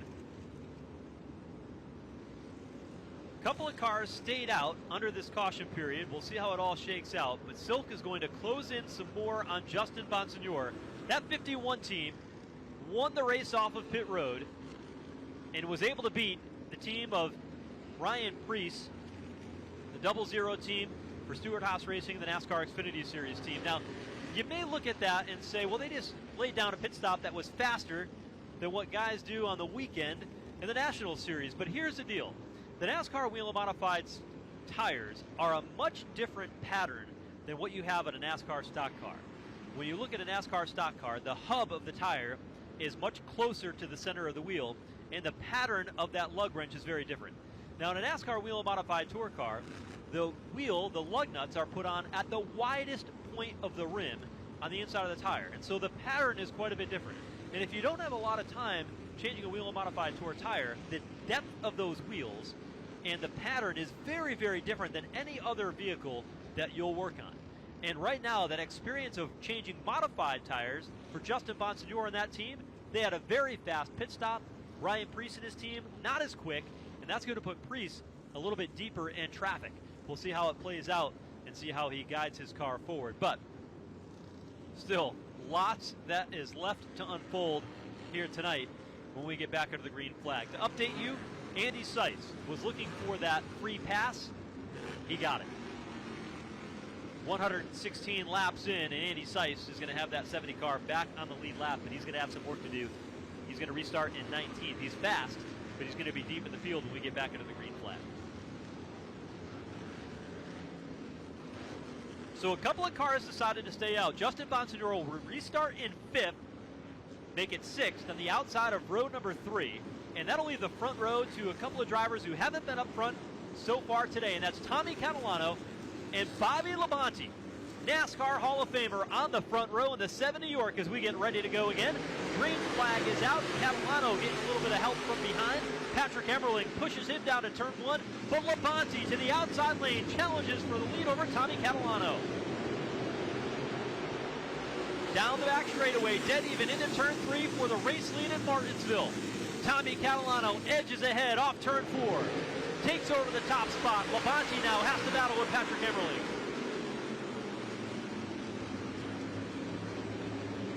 Emmerling through to the inside lane. They stack up in the high lane behind them, and Ron Silk is in it. He'll lose a handful of spots as he plays conservative outside the top 10. Bonsignore charging forward, but the caution flag is out. Multiple cars involved in turn 3. Brian Narducci, Eddie McCarthy. 2 cars that have gone around, and Anthony Sesley, who had a great night going today in the 19 car, is involved as well. Brings out a caution with 81 laps to go, and Tommy Catalano leading the way here in Martinsville.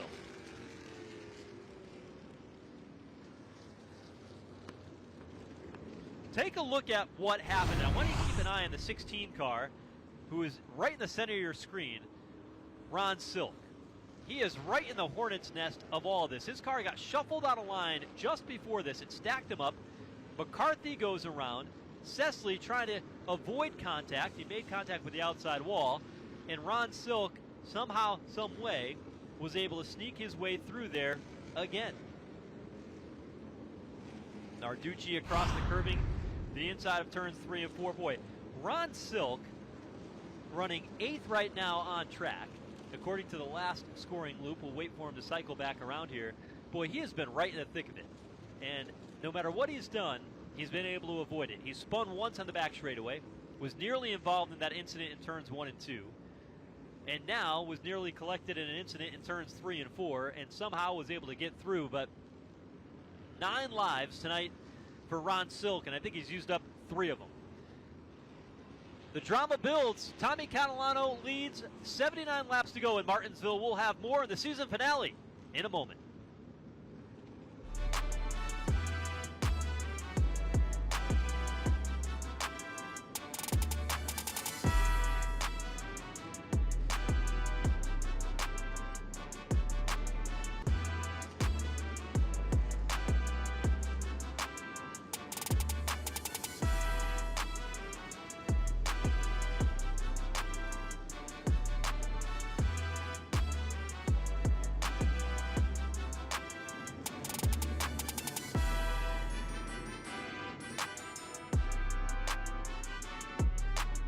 We're at Martinsville Speedway, the site of the 2023 season finale for the NASCAR Whelen Modified Tour.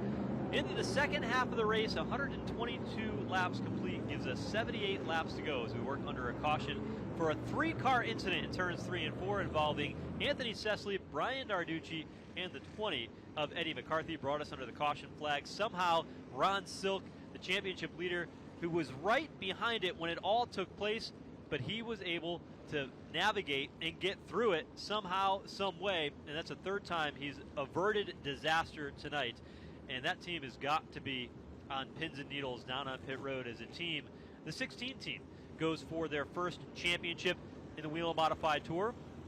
Silk tonight going for his second. His last came in 2011. He drove for the late Eddie Partridge at that time. And he said, this season has been special for me because winning and that feel, the thrill of winning has made this year just feel so much different than when I won a 2011 campaign with the number of wins we've had, the success and the speed that we've had week in and week out. He felt that this one felt pretty special. If he had to compare the two, that was a huge difference just on the speed that they have had at all types of racetracks. Not being good at just one, it was often very strong at Thompson Speedway early in his career, but to see how Ronnie Silk, a very experienced and veteran driver, has been able to master so many tracks here in his career, and certainly this year, has really been something that he's been proud of in the 2023 campaign.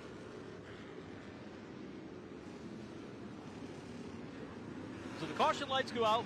We'll get the 1 to go signal. Tommy Catalano on the bottom and Bobby Labonte to the outside lane. You see the 7 New York on the side of Bobby Labonte's car, typically number 38 for the SS Racing team owned by Hermes Sadler and state senator here in Virginia, Bill Stanley. They did that 7 New York to honor Tommy Baldwin, who's in the midst of a battle with cancer. The body panels from this race car will be auctioned off following this race with an opportunity to support the initiatives that the Baldwin family is putting forward. And you've got Bobby Labonte, a NASCAR Hall of Famer, driving that car to the outside of the front row. A winner here in Martinsville in the NASCAR Cup Series. Wants a grandfather clock, though, in the Whelen Modified Tour as the green flag comes out once again. 75 laps to go, and the battle is on for the race lead. Labonte trying to hang tough in the outside lane. He's got a good run off turn 2 down the back straightaway. Down low, Tommy Catalano holding on, and he is able to nose ahead ever so slightly and take the race lead back again for Bobby Labonte. Emmerling, aggressive, muscles his way down to the bottom, somehow misses the curving to the inside of turns 1 and 2, and now he draws even with Catalano midway down the back straightaway. Here comes Emmerling looking for the race lead in turn 3. Emmerling out in front. Now Bonsignor on the charge. He'll look to the bottom of Catalano. Here comes Ryan Preece as well as Bobby Labonte and Tommy Catalano, the outside lane, both stacked up and going backwards in the high groove of the racetrack.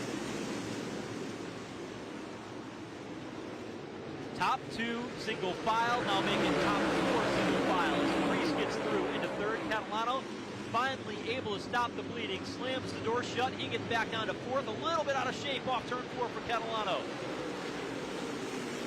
Remember, the 60 car came down pit road and got those 3 tires at lap 110. He's trying to make his way back to the front. He's been as high as second today for Matt Hirschman. And there is the 16 car up front. Bonsignor on the attack. Bonsignor has to control his own destiny tonight. Silk is doing what he needs to do to win the championship. He's in 7th right now. If it race ended today, at this moment, 70 laps to go, Ronnie Silk would be the champion. A lot can happen, though, because up front, 3 cars start to open up the advantage. Silk mired back in traffic just outside the top 5, watching this battle between Max McLaughlin and now a fading 54 of Tommy Catalano. Another spot for Ron Silk. He's up to 6th, and Catalano has got his hands full as he comes together with Andrew Krause on the front straightaway. That allows Ripkema to get by to the outside. Krause lost 2 spots in the exchange as Ripkema gets by, and now caution flag is out. We've got trouble in turn 2. It's the 04 of Brandon Ward who's going around again, and Burt Myers Two of the Bowman Gray Stadium standouts have both gotten into it in turns 1 and 2. Meyer's car pointed in the right direction in turn 1. He's rolling once again, but damage to the front bumper of the 04 of Brandon Ward.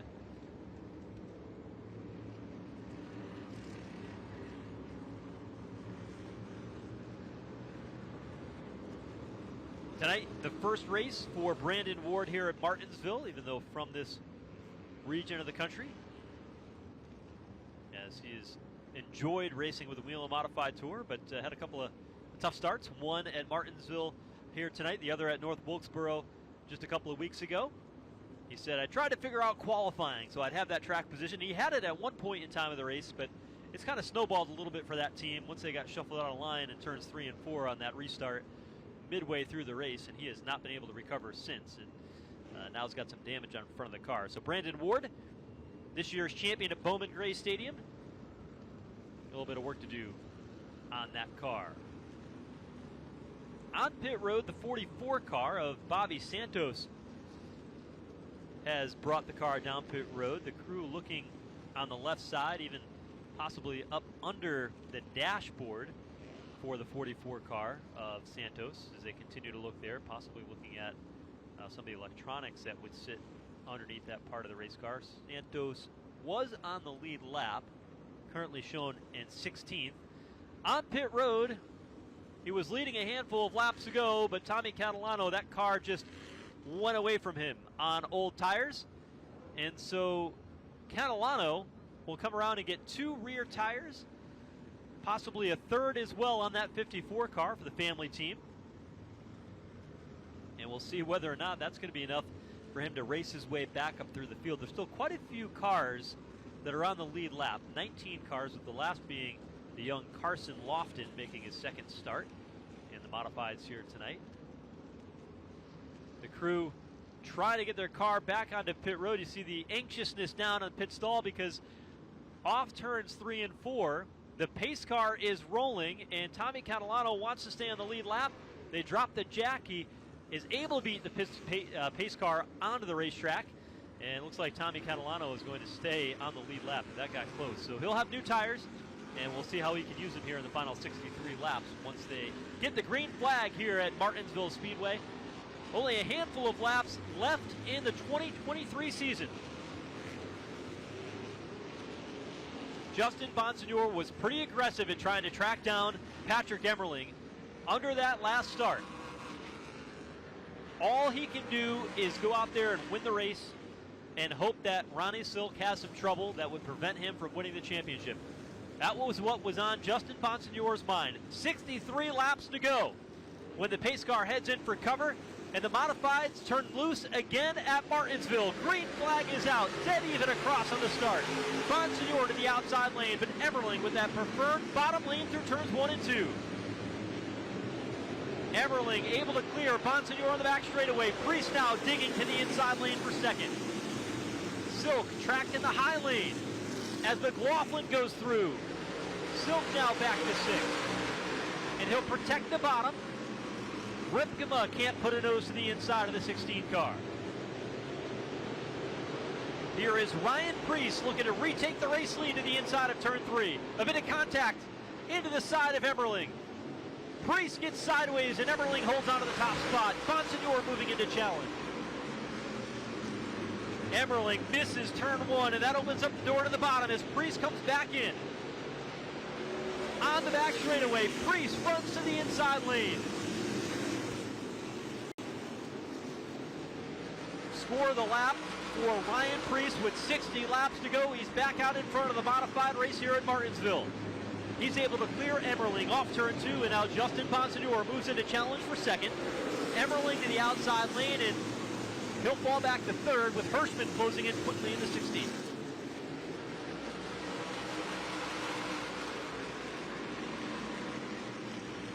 Ryan Priest, Justin Bonsignor, and Patrick Emmerling, your top 3. Matt Hirschman, Max McLaughlin. In the 16 car of Ronnie Silk, where he needs to be in 6th. He's got a couple of positions he can still give up. He doesn't have a ton of pressure from behind right now to be able to give those positions up. There's Silk. Pole sitter Tyler Ripkema in the 32, riding directly behind, has continued to have a strong day. Started on the shorter run toward the front of the field, but as the race has gone on, has faded. Has been in the top 10 pretty much all day. Now runs 7th for Tyler Ripkema and that team, still putting together a really nice day at the end of the 23 campaign. The same can be said for Andrew Kraus. Kraus in the 24 car. They've had a nice season in the limited races that they've run. And you have to wonder, you know, his team operates the Wall Stadium in New Jersey, and that prevents him from running more races. But 7 starts this season. He's got 2 consecutive finishes of 7th. They've been inside the top 10 and have been part of the conversation. Maybe not always in the top 5, but part of the conversation every time the Whelen Modifieds have taken it to the racetrack. And you got to give your kudos to the 24 team and the consistency. Andrew said earlier today, you know, I've got an opportunity to come back to these racetracks for a second and third time. And when you're running part-time and all the things change throughout the season this year with a lot of different tires than what the Modifieds had run in the past, that team has had to adjust to it. But he's had the same group of guys that led him to 2 track championships at Wall Stadium. Just missed the track title in the 2023 campaign for a 3rd championship, but Andrew Kraus having another good, solid top 10 run here tonight in Martinsville. Trouble for the 82 in turn 2. Craig Lutz is in the wall. Caution is out, and there's a ton of damage to the left rear of the 82 of Craig Lutz. Whether or not it got the left rear to impact the rear end of that machine, we'll find out here in a second once he gets it rolling. But the sheet metal, the quarter panel, badly damaged on Danny Watts' 82 car. And what a heartbreak for this team. And boy, Craig Lutz not too happy with Dave Zapienza.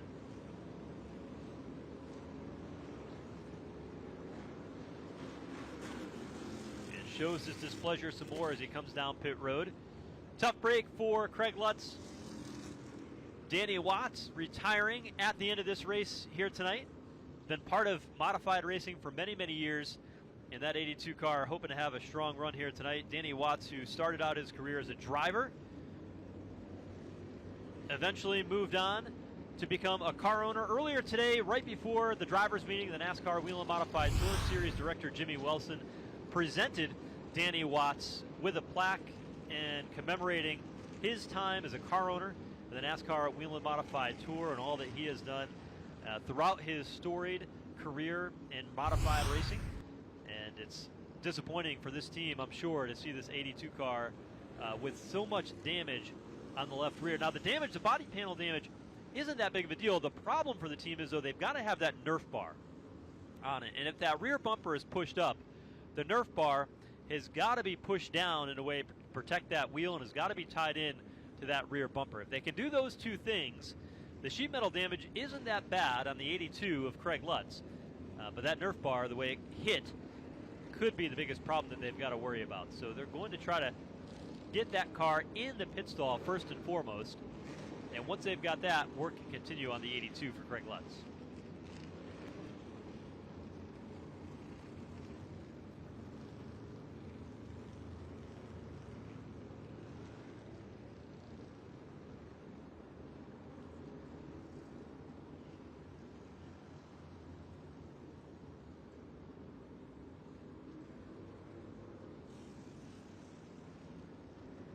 So the 82 down on pit lane, work continuing for him.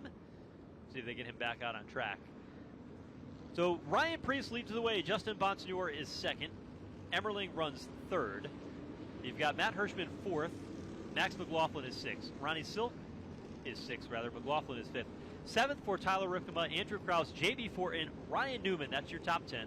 Eric Goodale, Joey Coulter, Tommy Catalano up to 13th with those new tires.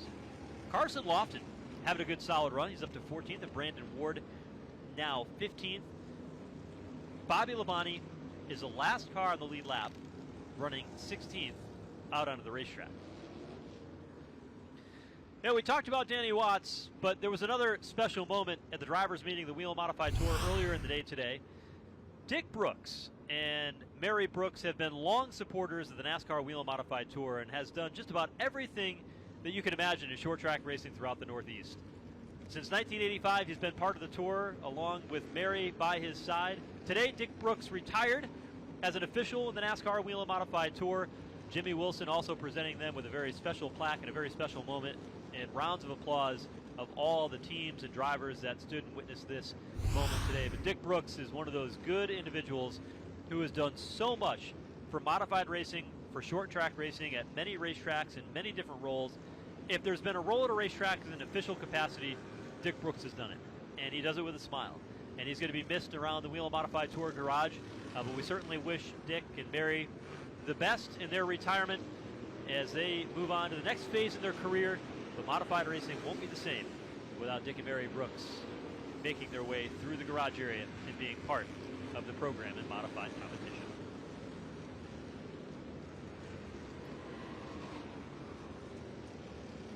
Time to turn them loose one more time. Ryan Preece selected one race to race in the 2023 campaign that was outside the NASCAR Cup Series, and it's tonight in Martinsville, the Modifieds.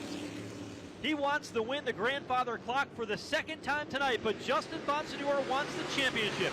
Green flag is out, 47 laps to go, and Preece leads him down into turn one. Bonsignore, though, giving him the chrome horn off turn two. Contact for third. Hirschman into the side of Emmerling. Ron Silk is there to the outside lane as here comes the 77 of Max McLaughlin to the bottom. Hirschman driving pretty aggressive here in the late stages. It would appear as though he's got a race car that's got a little bit more left in it, but he doesn't have the track position to move up forward and challenge for the lead as of yet. He's been as high as second, the 16 Hirschman. Here's Max McLaughlin running the inside lane underneath Ron Silk.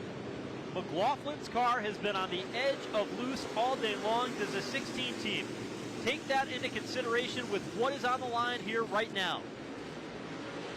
You can see how skatey, how loose the 77 is of McLaughlin. He hits the curb, slides up the racetrack, a little bit of contact with the championship leader. McLaughlin into the curb, getting down into turn one. He hits it again in turn three. He sends Ronnie Silk up the hill, but Silk is hanging tough in the outside lane. A risk versus reward moment for Ronnie Silk, and this time he gives way. McLaughlin will drive on through, but Silk wants to be careful. He doesn't want to let too many cars roll him on the inside. Finally, he gets a gap to the bottom, loses 2 spots as Ripkema gets through. He slices in front of Andrew Krause. Silk in 7th, still in position to win the championship, even giving up those 2 spots. Here's Ripkema diving to the inside of turn 3. Underneath Max McLaughlin, and he picks up the spot. The tires starting to go away here in the late stages in Martinsville. 40 to go. And McLaughlin holding Ron Silk at bay in the battle for the 6th position in turn 3. Ripkema got by those 2 cars, and he's just driving away. See if he can track down Matt Hirschman. He's got a great car on long runs.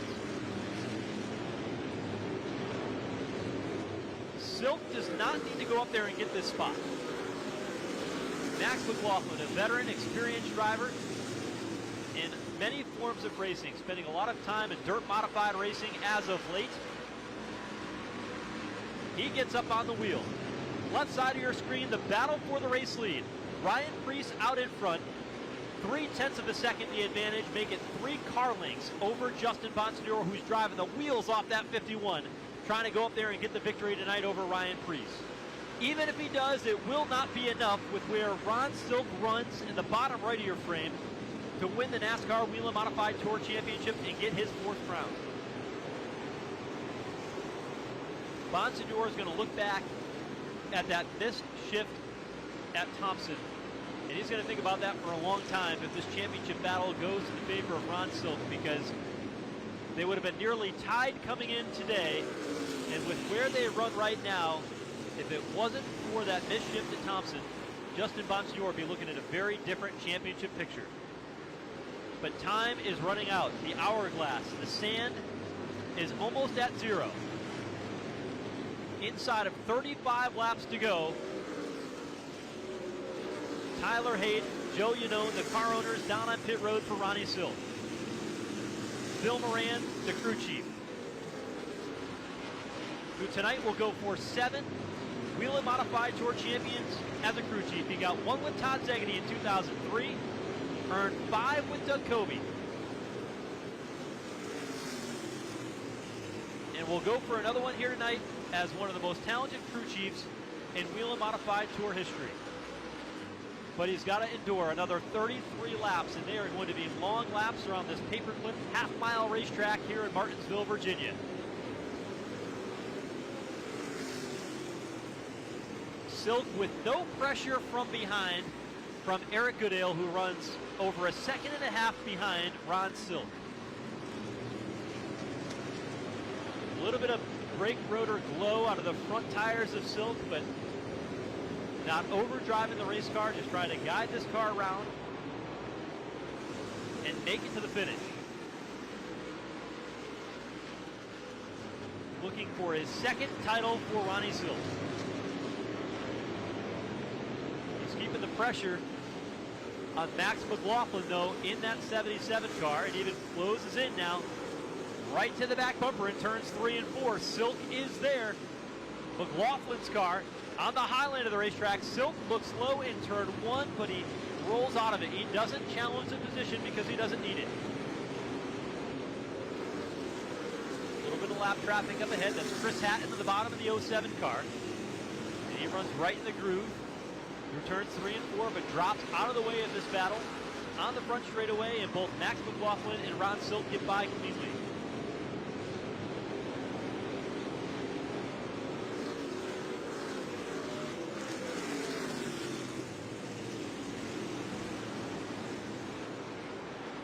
There you see Phil Moran on the right side of your screen.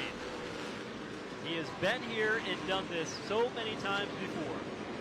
One of the most respected in modified competition. In 1975, Phil Moran first came to the Martinsville Speedway. At the time, he was working with his mentor, Art Berry, who passed away recently, and Art Berry was a heavy influence on Phil Moran. He has built his career around modified racing. He went down south, and he worked with Tommy Baldwin. He had an opportunity to work in the Bill Davis racing shop. But his heart is always in modified racing. And he's been behind the success of Doug Coby, behind the success of Todd Zegedy, and now behind a potential second championship for Ron Silk. And the two have clicked together so well. The trust and the calm approach that Phil Moran takes to the 16 team has blended so well with Ronnie Silk. Silk, who's a man of few words. His family in the plumbing business down in southern Connecticut. A quiet individual, stays out of the spotlight and lets his racing speak for itself. But this year in 2023, and is spoken loudly, 25 laps away from a second championship for Ron Silk.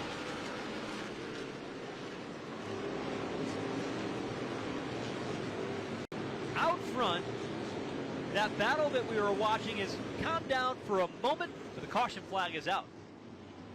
And we've got 2 cars into it on the front straightaway. It's Eric Goodale for the second time tonight. Dave Zapienza with a hat trick. The third time he's been involved with an incident tonight, and the caution flag is out, and there is a ton of damage to the Nerf bar on that 58 car. And Goodale is going to see if he can get that car rolling again here as he looks to grab a gear. And in fact, he'll take the steering wheel off. And that'll do it for the 2023 season in Eric Goodale. It stops at the end of the front straightaway at Martinsville. Dave Zapienza's got that car rolling again, but lots of damage to the front nose of the 36 car. Some pretty good contact made there for Zapienza here in this latest incident for him.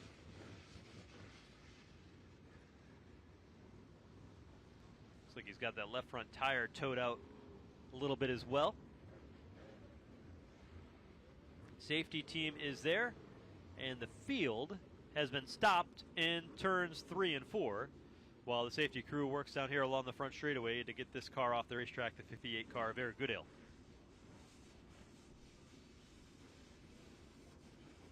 There's Goodale getting ready to step out of his race car. Red flag has been displayed,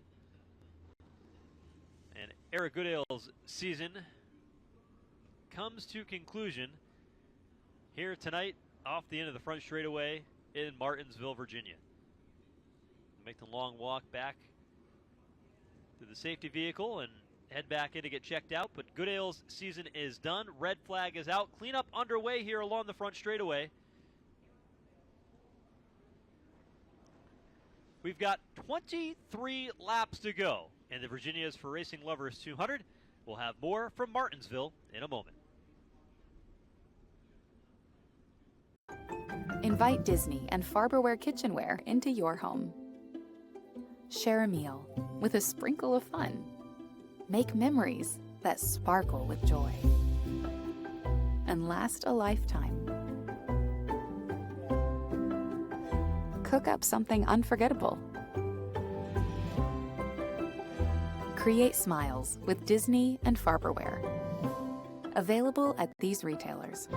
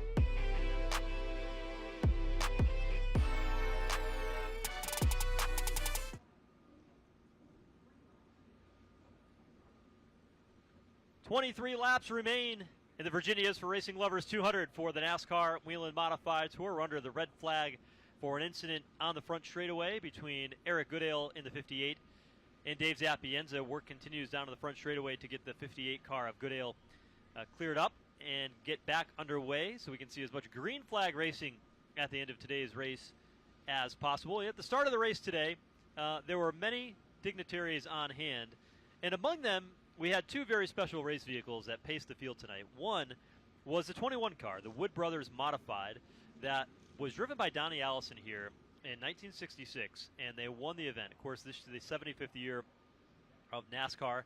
It was a 300-lap event here at Martinsville, and was a race that the Wood Brothers certainly enjoyed watching Allison go out there and get the win.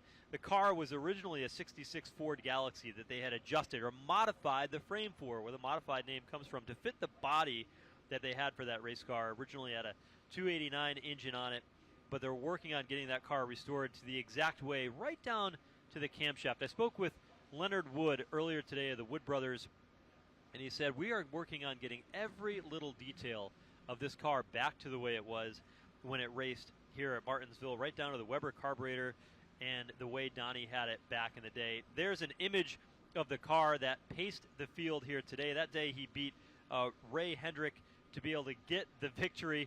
Donnie Allison, a NASCAR Hall of Famer, made famous by the 1979 Daytona 500 when he and Cale Yarborough beat it and banged on each other on the back straightaway, ended up getting in a fight on the backstretch, and it was in front of an estimated 15 million viewers in 1979, the first flag-to-flag coverage of the Daytona 500, and it was because everybody was snowed in the Northeast. Donnie Allison behind the wheel of that number 21 car here tonight. An amazing moment.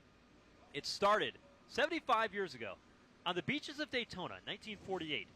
As we get to the end of the modified season, and we started the season off at New Smyrna Speedway, just a couple of miles from where NASCAR started. Now today, 75 years later, we've got the Wood Brothers on hand, Modifieds pacing the field, and Modifieds kicking off the penultimate weekend of the NASCAR season in 2023. Now we look to the future, we look forward. What happens next in NASCAR competition? Well, how about that 40 car for Ryan Preece? He drives a black number 40. This was his family car for many years, and when Ryan Preece was young, he went out to Pennsylvania, went to other racetracks where he could run, where he was young enough to be able to run, or old enough to be able to run in those divisions. When he came back home to run Modifieds in Connecticut, he showed up with a relatively unknown black 40 car that looks just like the car that he's racing here tonight. And nobody really knew who Ryan Preece was at the time. Over time, he started winning races, and he won his first driving for Old Blue, the 3 car, here at Martinsville Speedway to get a grandfather clock. That was some years ago. You have to go back to the 2008 season. Tonight, his 150th start in the Whelen Modified Tour, but it's launched him a career in the NASCAR Cup Series. Ryan Preece, if you don't know the story, came from modified racing. He had an opportunity to go racing with JD Motorsports in the Xfinity Series, ran a full-time schedule there. But he came back home to modified racing. And then the opportunity came when Carl Edwards retired from NASCAR for a series of events to take place that allowed Ryan Preece to get an opportunity with Joe Gibbs Racing. He put all his chips in. He got local funding, local sponsors to be able to support him in a 2-race opportunity. The first was at New Hampshire Motor Speedway. He went toe-to-toe with his Joe Gibbs Racing teammate in the form of Kyle Busch. He came home second that day. Not a few weeks later, he went to Iowa Speedway, held off a late race restart to get his first win in the NASCAR Xfinity Series. Got another opportunity with Joe Gibbs Racing, picked up a win in Bristol. Moved to the NASCAR Cup Series with JTG Daughtry Racing, ran 3 seasons there before having the opportunity to be able to join Stewart Haas Racing here in the 2023 season. Won a pole and a stage, leading 135 laps here in the Cup race, Martinsville in the spring. This weekend we'll head in with an opportunity to try to go and do that again in the midst of what is a championship battle for the NASCAR Cup Series. He finds himself right there again in modified racing, in the middle of a championship battle between Justin Bonsignore and Ronnie Silk. But Ryan Preece returning back to his roots. A lot of fans very excited to see him back here, and no surprise to see him out in front. And don't be mistaken, Ryan Preece put this car together, built it himself. He calls the shots as a crew chief. He calls the strategy decisions. He knows exactly what he has in this race car. Very hands-on. That's really what's allowed him to elevate back to the NASCAR Cup Series for a second time with the Stewart Haas Racing organization. Now, whether or not he can hold off a guy who's really hungry for a championship in the form of Justin Bonsignore, it's going to take less than 21 laps to find out the answer to that question. But Bonsignore has got one thing on his mind, and that's controlling what he can and getting aggressive here in the late stages of this one. Now, interesting to see these guys getting some heat in their tires here early after the red flag came out. You've got to balance the tire temperature and make sure that you've got that right. Some will weave back and forth. You see drivers like Matt Hirschman, a couple of cars up, his car rolls straight. And that's because Matt Hirschman likes to have the tire temperature of his cars exactly the way it is. And he won't start weaving back and forth to put heat in his tires and clear those marbles off until it's time to go racing with 1 lap to go. Just some different nuances. You see the 2 drivers up front. They're weaving back and forth. You go back a couple of cars. Patrick Emmerling not doing so. Matt Hirschman, straight as an arrow. Everybody's got their strategy of where they want to be, but the 2 up front want clean tires. This restart could not only decide the race win today, but remember the championship's still on the line. Field's going to get the 1 to go signal when they come through this time by. There is no choose cone in the NASCAR Whelen Modified Tour. The race leader can decide the inside or the outside lane, but everybody else is odd numbers on the inside, even numbers on the outside. And Ryan Preece chooses the bottom, which would make sense here, the preferred line here in Martinsville. Preece low, Bonsignore up high. There'll be 18 laps to go in the 2023 NASCAR Whelen Modified Tour season. Bonsignore going for the championship. Ryan Preece looking for his 2nd grandfather clock.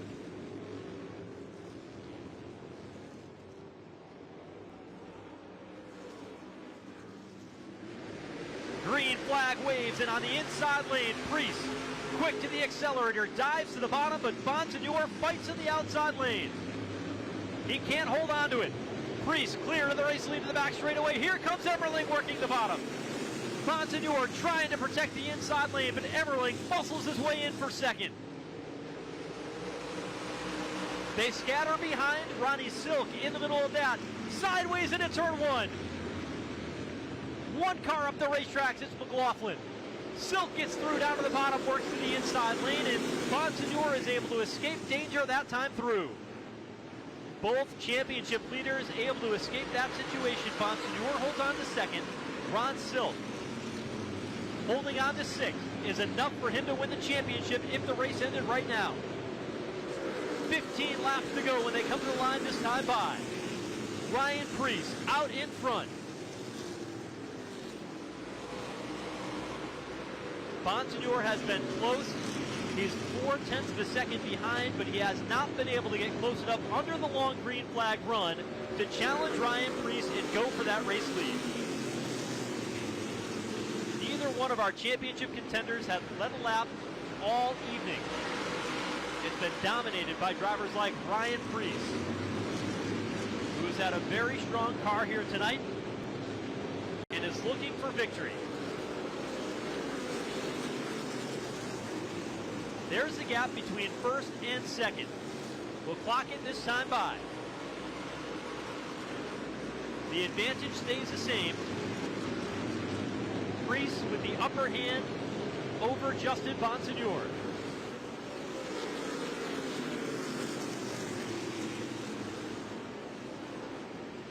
Bonsignore has used about everything out of that race car. And loses another 1/10 of a second that time through. Preece starting to walk away with this one. 11 to go at the line this time. Here's a great battle between the 77 of Max McLaughlin and J.B. Fortin. As Fortin tries to pick up another spot, these 2 got into it at Richmond Raceway in the early part of the season, just the 2nd race of the year. McLaughlin wasn't happy with J.B. that day, and now J.B. right on the back bumper here in the closing stages. In Martinsville, they dive down into turn 3. J.B. Fortin, see if he can pick up 1 more spot before the season comes to an end for him.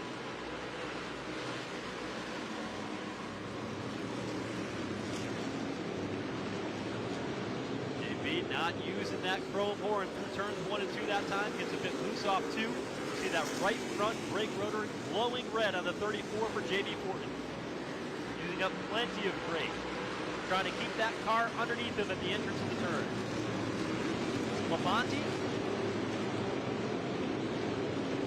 working the inside of Andrew Kraus, just trying to see if he can recover, gain a few more spots before this race is over. So Bobby Labonte in the 70 York running in 10th. Andrew Kraus, another solid top 10 run for him. Here comes J.B. Fortin in that battle with Max McLaughlin. Moving to the 7th spot. J.B. inside. McLaughlin continues to be loose off turn 2.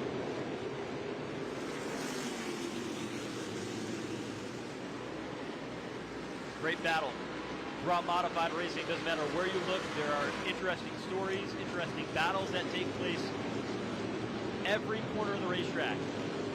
McLaughlin just trying to keep that car under him. JB trying to get everything he can out of it here in the closing stages. Next time by for the race leader, Ryan Preece will see 5 laps to go. JB Fortin down to the inside. Max McLaughlin has to give way, and JB Fortin gets through as McLaughlin's car begins to slow here in the late stages. And he starts to backpedal now, back to the 8th spot.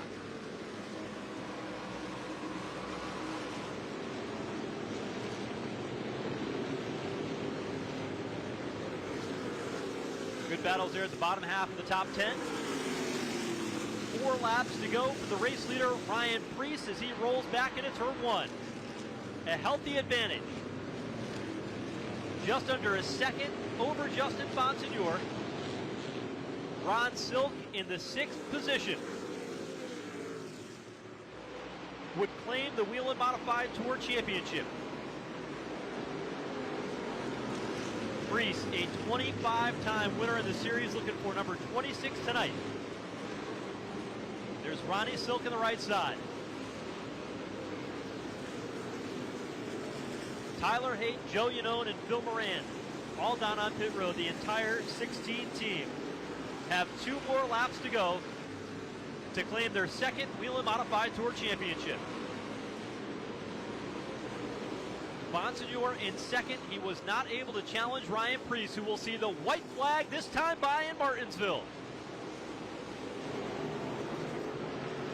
Final time around for Ryan Preece. He started on the front row. Got his first win here at Martinsville in the early stages of his career. Now he's the star of the NASCAR Cup Series. And tonight, he rolls through turns 3 and 4 and will win for the 26th time in the NASCAR Whelen Modified Tour. Ryan Preece wins at Martinsville. And off turn 4, your 2023 champion is Ronnie Silk.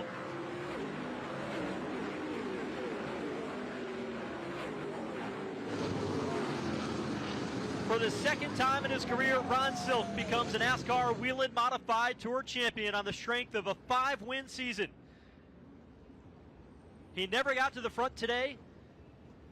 Ran that car solidly inside the top 10, avoided 3 separate incidents. Spun once in the back straightaway, but somehow, some way, Ron Silk was able to carve his way through and comes away as a 2023 NASCAR Whelen Modified Tour champion. We'll have an opportunity to park and pause along the back straightaway while we set up the celebratory stage here on the front stretch at Martinsville. But a sigh of relief. You see the thumbs up out the door of Ron Silk. He pulls that helmet off. And if that window net came down, I think you'd see a smile from ear to ear for the driver out of Norwalk, Connecticut, who 12 years ago in 2011 scored his first Whelen Modified Tour Championship driving for the late Eddie Partridge. Tonight, a team that's only 2 years old in the NASCAR Whelen Modified Tour, a team that went winless in the 2022 season. The questions abound. When is the 16 team going to win? Will they find their way to victory? Tonight, Ron Silk has 5 wins with this team and a 2nd Whelen Modified Tour Championship. And the questions of when will this team perform are a thing of the past. Silk the champion. Bonsignor will come up just short. He'll finish 2nd and think back at, what could have been a great season. The duel between both of these teams, both of these drivers, if you followed along with us in the Whelen Modified Tour all season long, you would have seen the excitement of this season, of these teams going toe-to-toe week in and week out. It eventually boiled over, and what happened at what happened at Riverhead Raceway with these two going at it week in and week out, battling for the win at the end. That day, Justin Bonsignor got the upper hand. He won the battle that day, but today it's Ron Silk, the 16 team, that win the war. There's Bonsignor. A valiant effort this season, and not to discredit what Justin Bonsignor has accomplished in a very short Whelen Modified Tour career. He's got 40 wins, and this season just made his 200th career start in the Midsummer Race at the Riverhead Raceway. Bonsignor is headed for a Hall of Fame Whelen Modified Tour career. Inside the top 5, the all-time win list in the modern era of modified racing since 1985. And his legacy is going to be long in modified racing, and has expressed a desire to do this well into his years for the 51 car of Justin Bonsignor. But for now, the championship moment, the celebration, belongs to one driver, and that's the 16 car of Ron Silk. The championship flag has been provided to him. Victory lane being set up here along the front straightaway at Martinsville. The traditional victory lane, which is so great, right in front of all the fans, where everybody can see it. Just ahead, Ryan Preece, big smile on his face. Talked about it earlier today. He wins a race, but this is the first race that he has decided to run all season long. When he moved the opportunity to run for a premier team in the NASCAR Cup Series, the 41 car, for Stewart-Haas Racing, Preece made the decision that he was not going to focus on anything but running that Cup car. Traditionally, he'd run modified races throughout the year, would love getting back to some of the local tracks back in his home state of Connecticut, but he wanted his focus on the Cup Series side. But with the series in town here this weekend at Martinsville, Ryan Preece put this car together to go modified racing. His dad, Jeff Preece, heavily involved with the operation, and they worked on it together to get the car ready. His wife, Heather, is here. His brand new daughter, just a few months old, on site here today. They'll join in victory lane, but you can see that smile from ear to ear out of Berlin, Connecticut. Ryan Preece, 26th career victory. You can see it through the windshield as Chad Johnson, his crew chief on the 41 car, gives him a big fist pump as he rolls into victory lane. But Martinsville Speedway tonight belongs to Ryan Preece. Victorious. He'll celebrate first tonight, and then we'll roll in our champion, Ron Silk, to get the celebratory championship presentation as part of our festivities here tonight in Martinsville. The Preece in hallowed ground, one of the most historic venues in all of competition. And if you're from the Northeast, traditionally Martinsville raced early in the season, the early spring race. They had the late November race, October race in the latter half of the season. You're always cold, sitting inside, watching the races of short track racing. And for short track racers, places like Martinsville is where it's at. And for Ryan Preece, growing up watching this race on TV of the Cup Series stars, winning here in a modified is a big win. And his team will have an opportunity to celebrate. Let's go down trackside and hear from our winner in victory lane. Ryan Preece has won at Martinsville.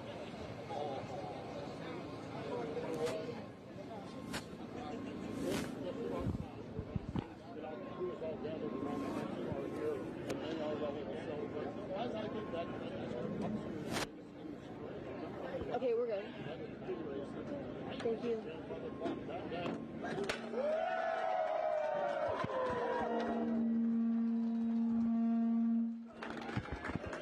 And here he is, your winner tonight at Martinsville, Ryan Preece. He's the 2013 Whelen Modified champion, and now he's back here in victory lane at Martinsville. Ryan, first time back here in the Tour Mods in a year. You're driving your race car with your Stewart-Haas team behind you, and back where you got your first modified win. How special is this one? I mean, words really can't describe it. And, you know, a lot of these guys, my 41 team, the original TS Hauler team, my pit crew right here from Stewart-Haas, David Lewis for the Awesome Motors, Hoosier Race Tire for providing a great tire for us. I mean, the amount of effort that goes into this, and what a lot of people don't get to see is really in this pit area, the passion for racing, the people. You know, congratulations to Ronnie Silk, Justin Bonsignor, and all those guys. Hey, speaking of the pit area, you guys took a bit of a gamble there on tires, on pit strategy. At what point were you confident that that gamble was going to pay off? I mean, our car was just so fast all night long. I'm usually somebody that would want to late pit and pass everybody and have the freshest tires, but tonight we just had such a fast race car that it was a no-brainer. Just if somebody took tires with 20 or 30 to go and beat us, then good for them, but we had such a fast race car. Well, Ryan, congratulations on the win, and hey, best of luck here again on Sunday. I know you're hopping back in the car here in Martinsville. Congrats. Yeah, thank you very much. Thanks for everybody. Thanks for support. Thanks to my dad, for my wife as well, and Rebecca, actually, my daughter. It seems like she's my good luck charm, but this is awesome to have her here for this win. That's Ryan Preece, your winner here tonight at Martinsville, taking home his second grandfather clock. So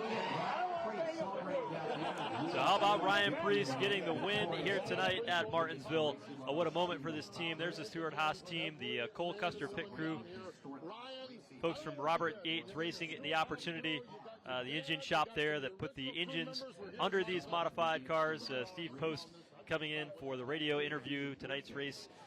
Ryan Preece, they've had an opportunity to talk and get to know each other plenty on the racetracks around the Cup Series schedule. Tonight they talk in Victory Lane at Martinsville. There's the grandfather clock that belongs to Ryan Preece here this evening.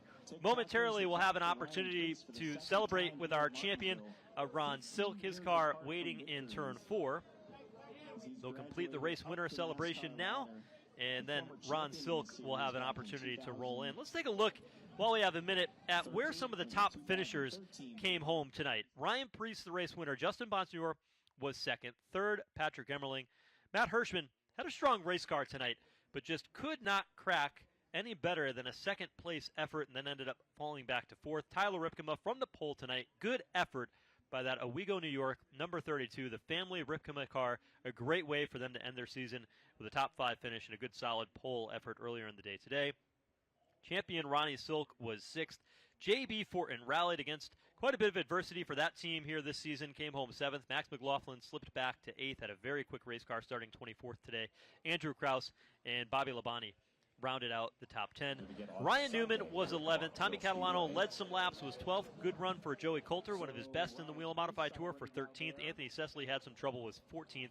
Brandon Ward came home in the 15th spot. 16th was Carson Laughlin. Eddie McCarthy 17th, 18th for Dylan Slepian, Brian Narducci, and Ken Hagee rounding out the top 20. Anthony Bello was 21st, Tim Conley 22nd. Eric Goodale crashed out for 23rd. Chris Hatton was 24th. Dave Zapienza, Craig Lutz, Andy Seiss, Bobby Santos, Burt Myers, and Kyle Bonsignor, your top 30. Let's go down to Victory Lane for the trophy presentation. Ryan, congratulations on winning the Virginias for Lovers 200. Awesome run. Great to see you in Victory Lane. And as usual, the victor of any race here leaves with this beautiful grandfather clock. Congratulations, my friend. Thank you. What makes it that much more special is I lost one of my best friends at Richmond. It was a Virginias for Lovers race. So this one's for you, Eddie. Congratulations. Come on in. And on behalf of the Virginia Tourism Corporation, the sponsor of tonight's race, congratulations, and congratulations to all the racing fans tonight. Congratulations.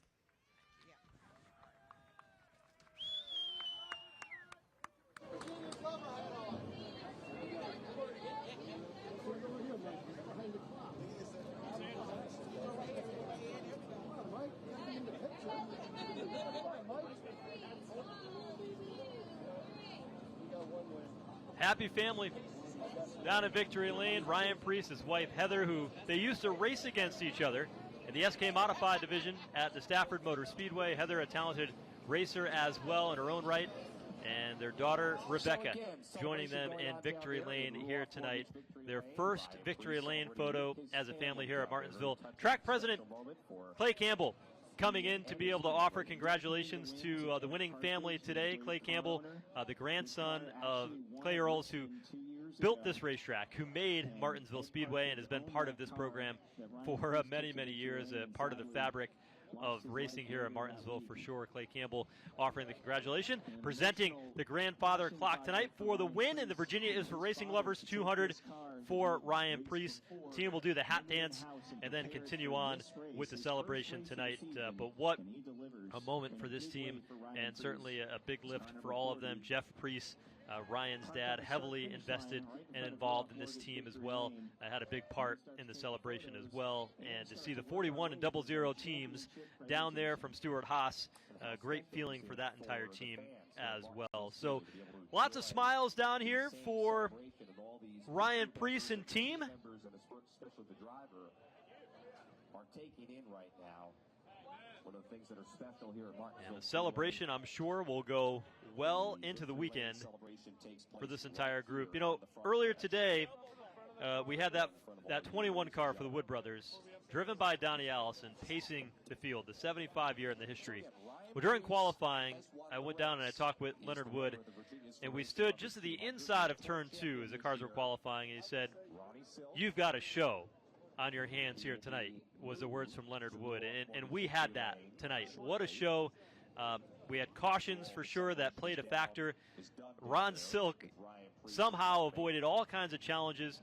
Ryan Preece, he had problems on pit road, figure out a way to drive to the front of the field a couple of times to be able to get that track position back, and in doing so, was able to navigate forward and get this win today. It certainly added a lot of drama. The championship battle went up and down. Silk somehow navigated through all kinds of disaster, and Ryan Preece ended up with the trophy at the end of the day. That was what Justin Bonsadeur wanted. He ended up coming up a little bit short on both trophies today as Preece wins the race. Ron Silk wins the championship. And Dave Lewis from Roberts Yates Racing going to go ahead and pause for a photo. Dave, who does a tremendous amount of work behind the scenes, the gentleman in the middle, as he pauses with Jeff Preece, Ryan's dad, does a tremendous amount of work behind the scenes, working on the engines and maintaining the engines for the NASCAR Whelen Modified Tour at every single race. Always a great resource for the teams when they need a hand to the racetrack. Is very much involved and connected with so many of the teams and the programs that happen here in modified racing down there as part of the celebration as well. So Ryan Preece about ready to pull that car out of victory lane. Celebration will continue, and that'll open up the opportunity to move into phase 2 of our trophy presentation tonight, and that'll be for the champion, Ron Silk, to roll in. He's been patiently waiting. In turn 4, we'll have an opportunity to celebrate along the front straightaway here at Martinsville. Many of the fans have stayed to see this championship celebration. What was a great crowd on this Thursday night in Martinsville. And here it comes, Ron Silk. He can now breathe that deep sigh of relief as the champion for the second time in his career. Ron Silk rolls into the championship stage. Crew Chief Phil Moran will be the first to the window to offer his congratulations to his driver. Ron Silk, well respected in the NASCAR Whelen Modified Tour garage. Joe Yanone, car owner, leaning in to shake hands with Ron Silk. Joe's got his entire family here with him this weekend to watch this unfold before him.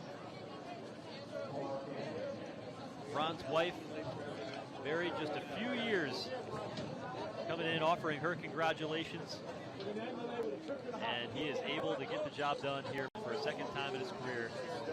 And what a moment this is for this entire 16 team. They have developed and become a very, very tight team. There's Tyler Haight, other car owner of this machine, who had a driving career in his own right. About the time Ron Silk was winning his last Whelen Modified Tour championship, Tyler Haight was running a part-time schedule as a driver on the Whelen Modified Tour. But today, he wins the championship as a car owner. Ron Silk, the 2023 NASCAR Whelen Modified Tour champion.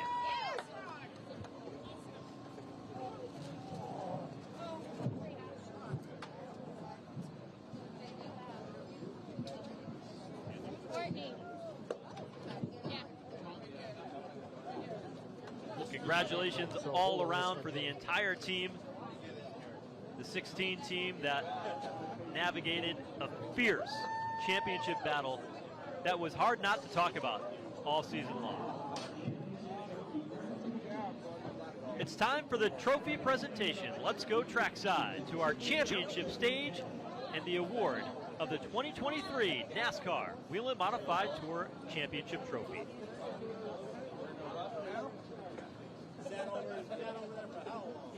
Ron Silk down here celebrating a big hug from Phil Moran as crew chief, picking up the championship. championship. Joey Denowitz has the trophy down here. Ron, congratulations. How do you describe the way your knife played out here tonight as you race for the championship? Yeah, it's been nice. It's positive around the back stretch.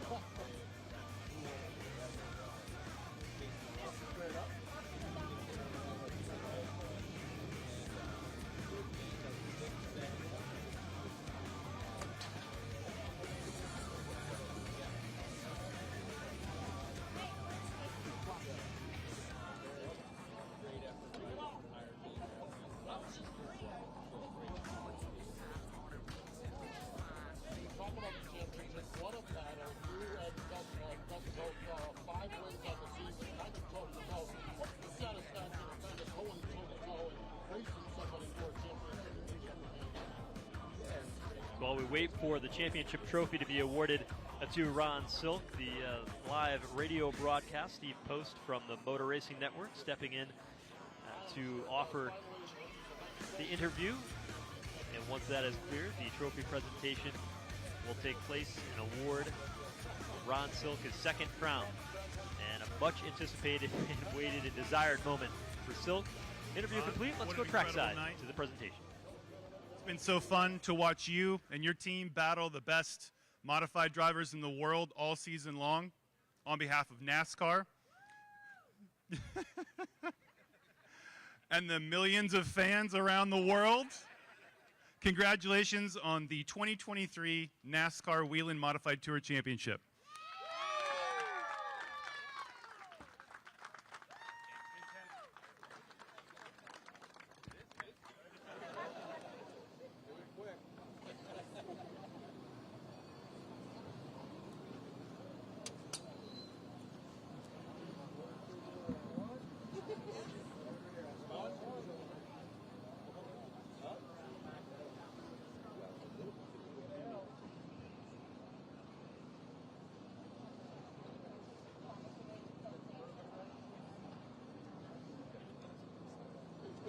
When you get on stage. Yeah.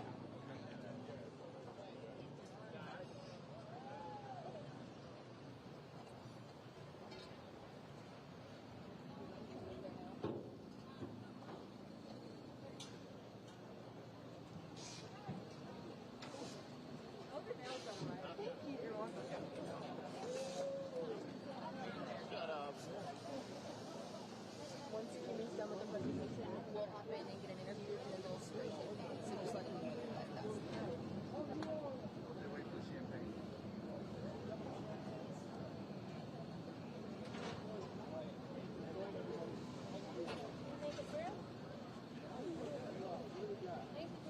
Thank you. Go ahead. You're good. It's time to hear from our championship winner. Let's go trackside to Jesse Punch, who's with Ron Silk. Well, down here in Victory Lane with your 2023 Whelen Modified Tour Champion, Ron Silk. Ron, it's been 12 years since you've earned the title in this series. What does it mean for you to come out here? How emotional is this one?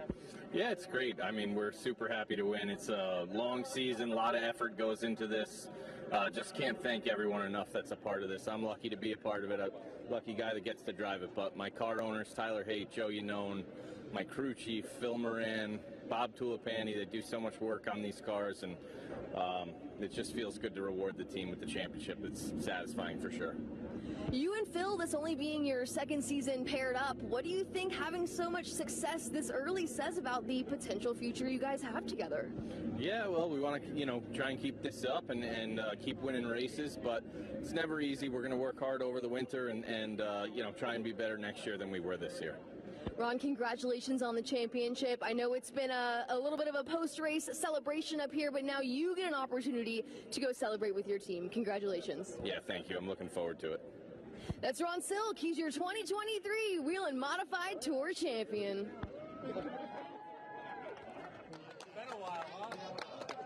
And that will wrap up what has been a thrilling 18-race season for the NASCAR Whelen Modified Tour. Next year is going to be here before you know it. Just a few short months away. We kick things off back on February 10th at the new Smyrna Speedway. We'll be talking about 2024.